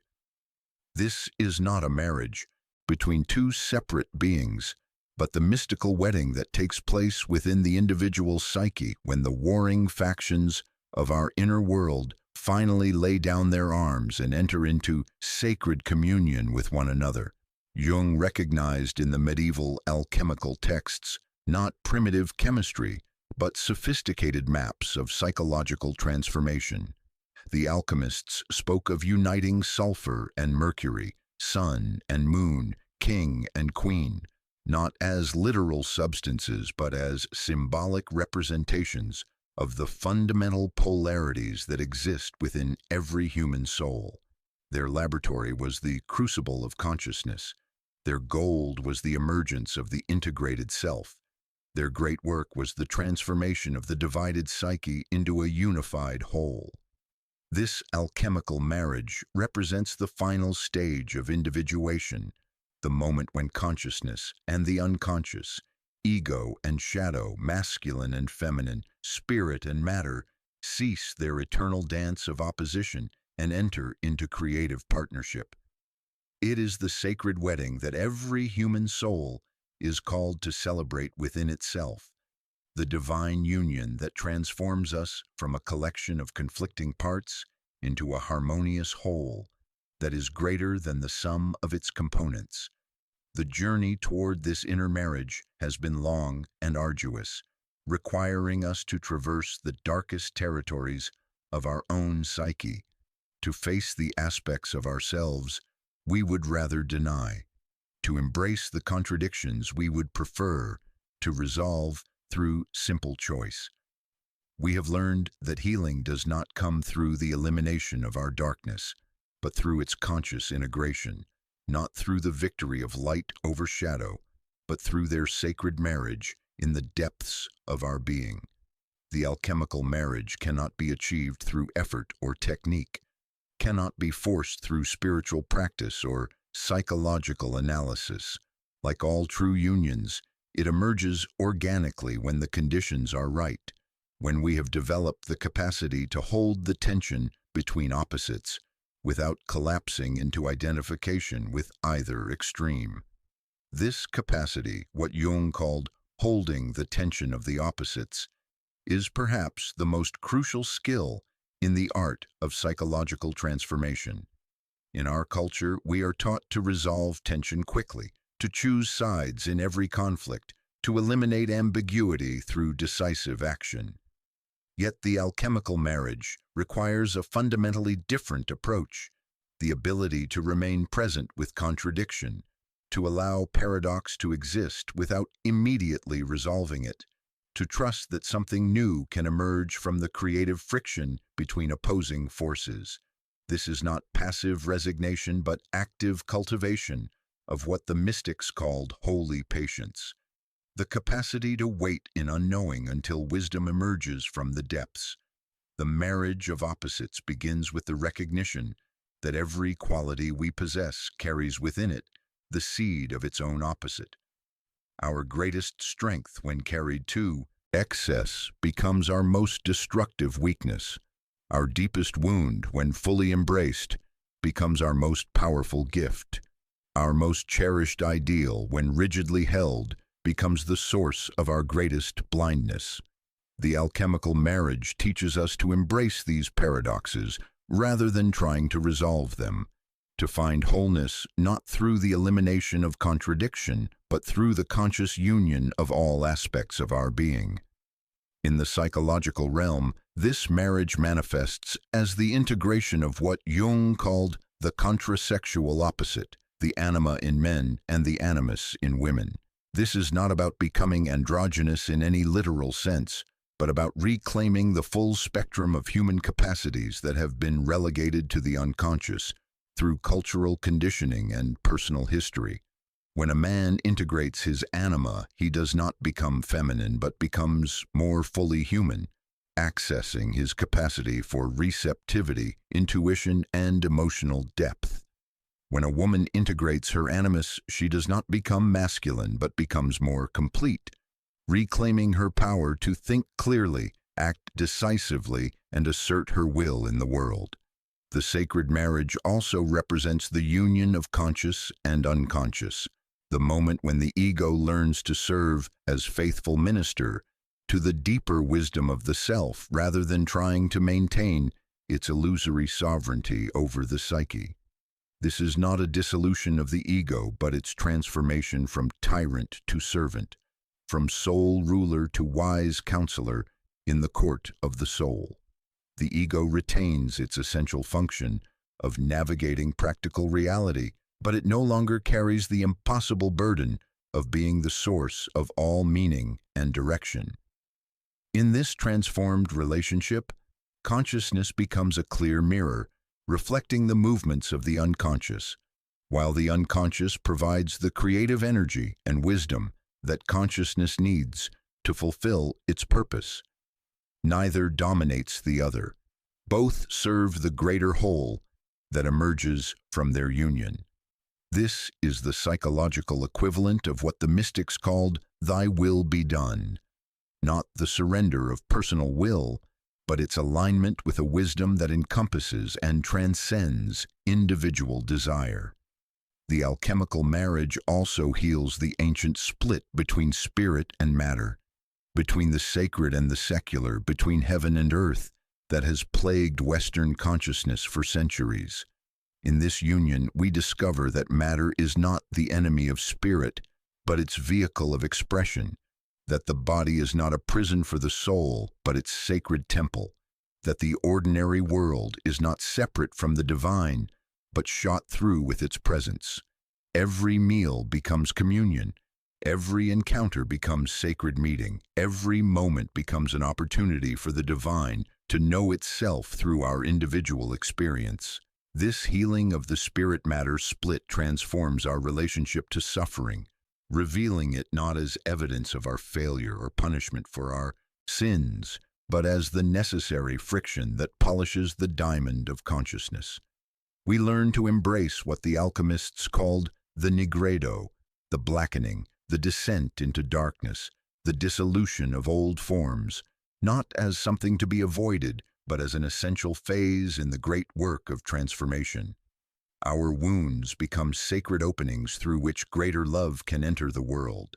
Our breakdowns become breakthroughs into deeper levels of wholeness.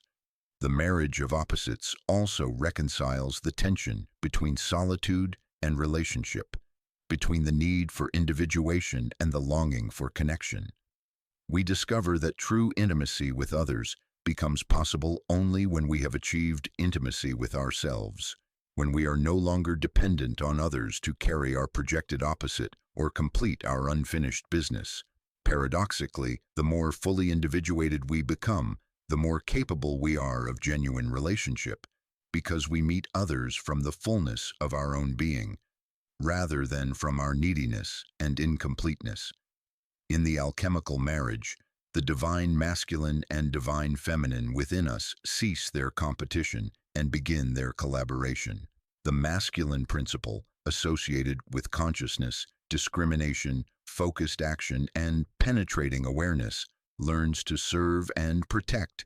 The feminine principle of receptivity, intuition, gestating creativity, and flowing wisdom. The feminine principle provides the matrix within which new life can grow, while the masculine principle provides the protective structure and focused intention that allows this new life to manifest in the world.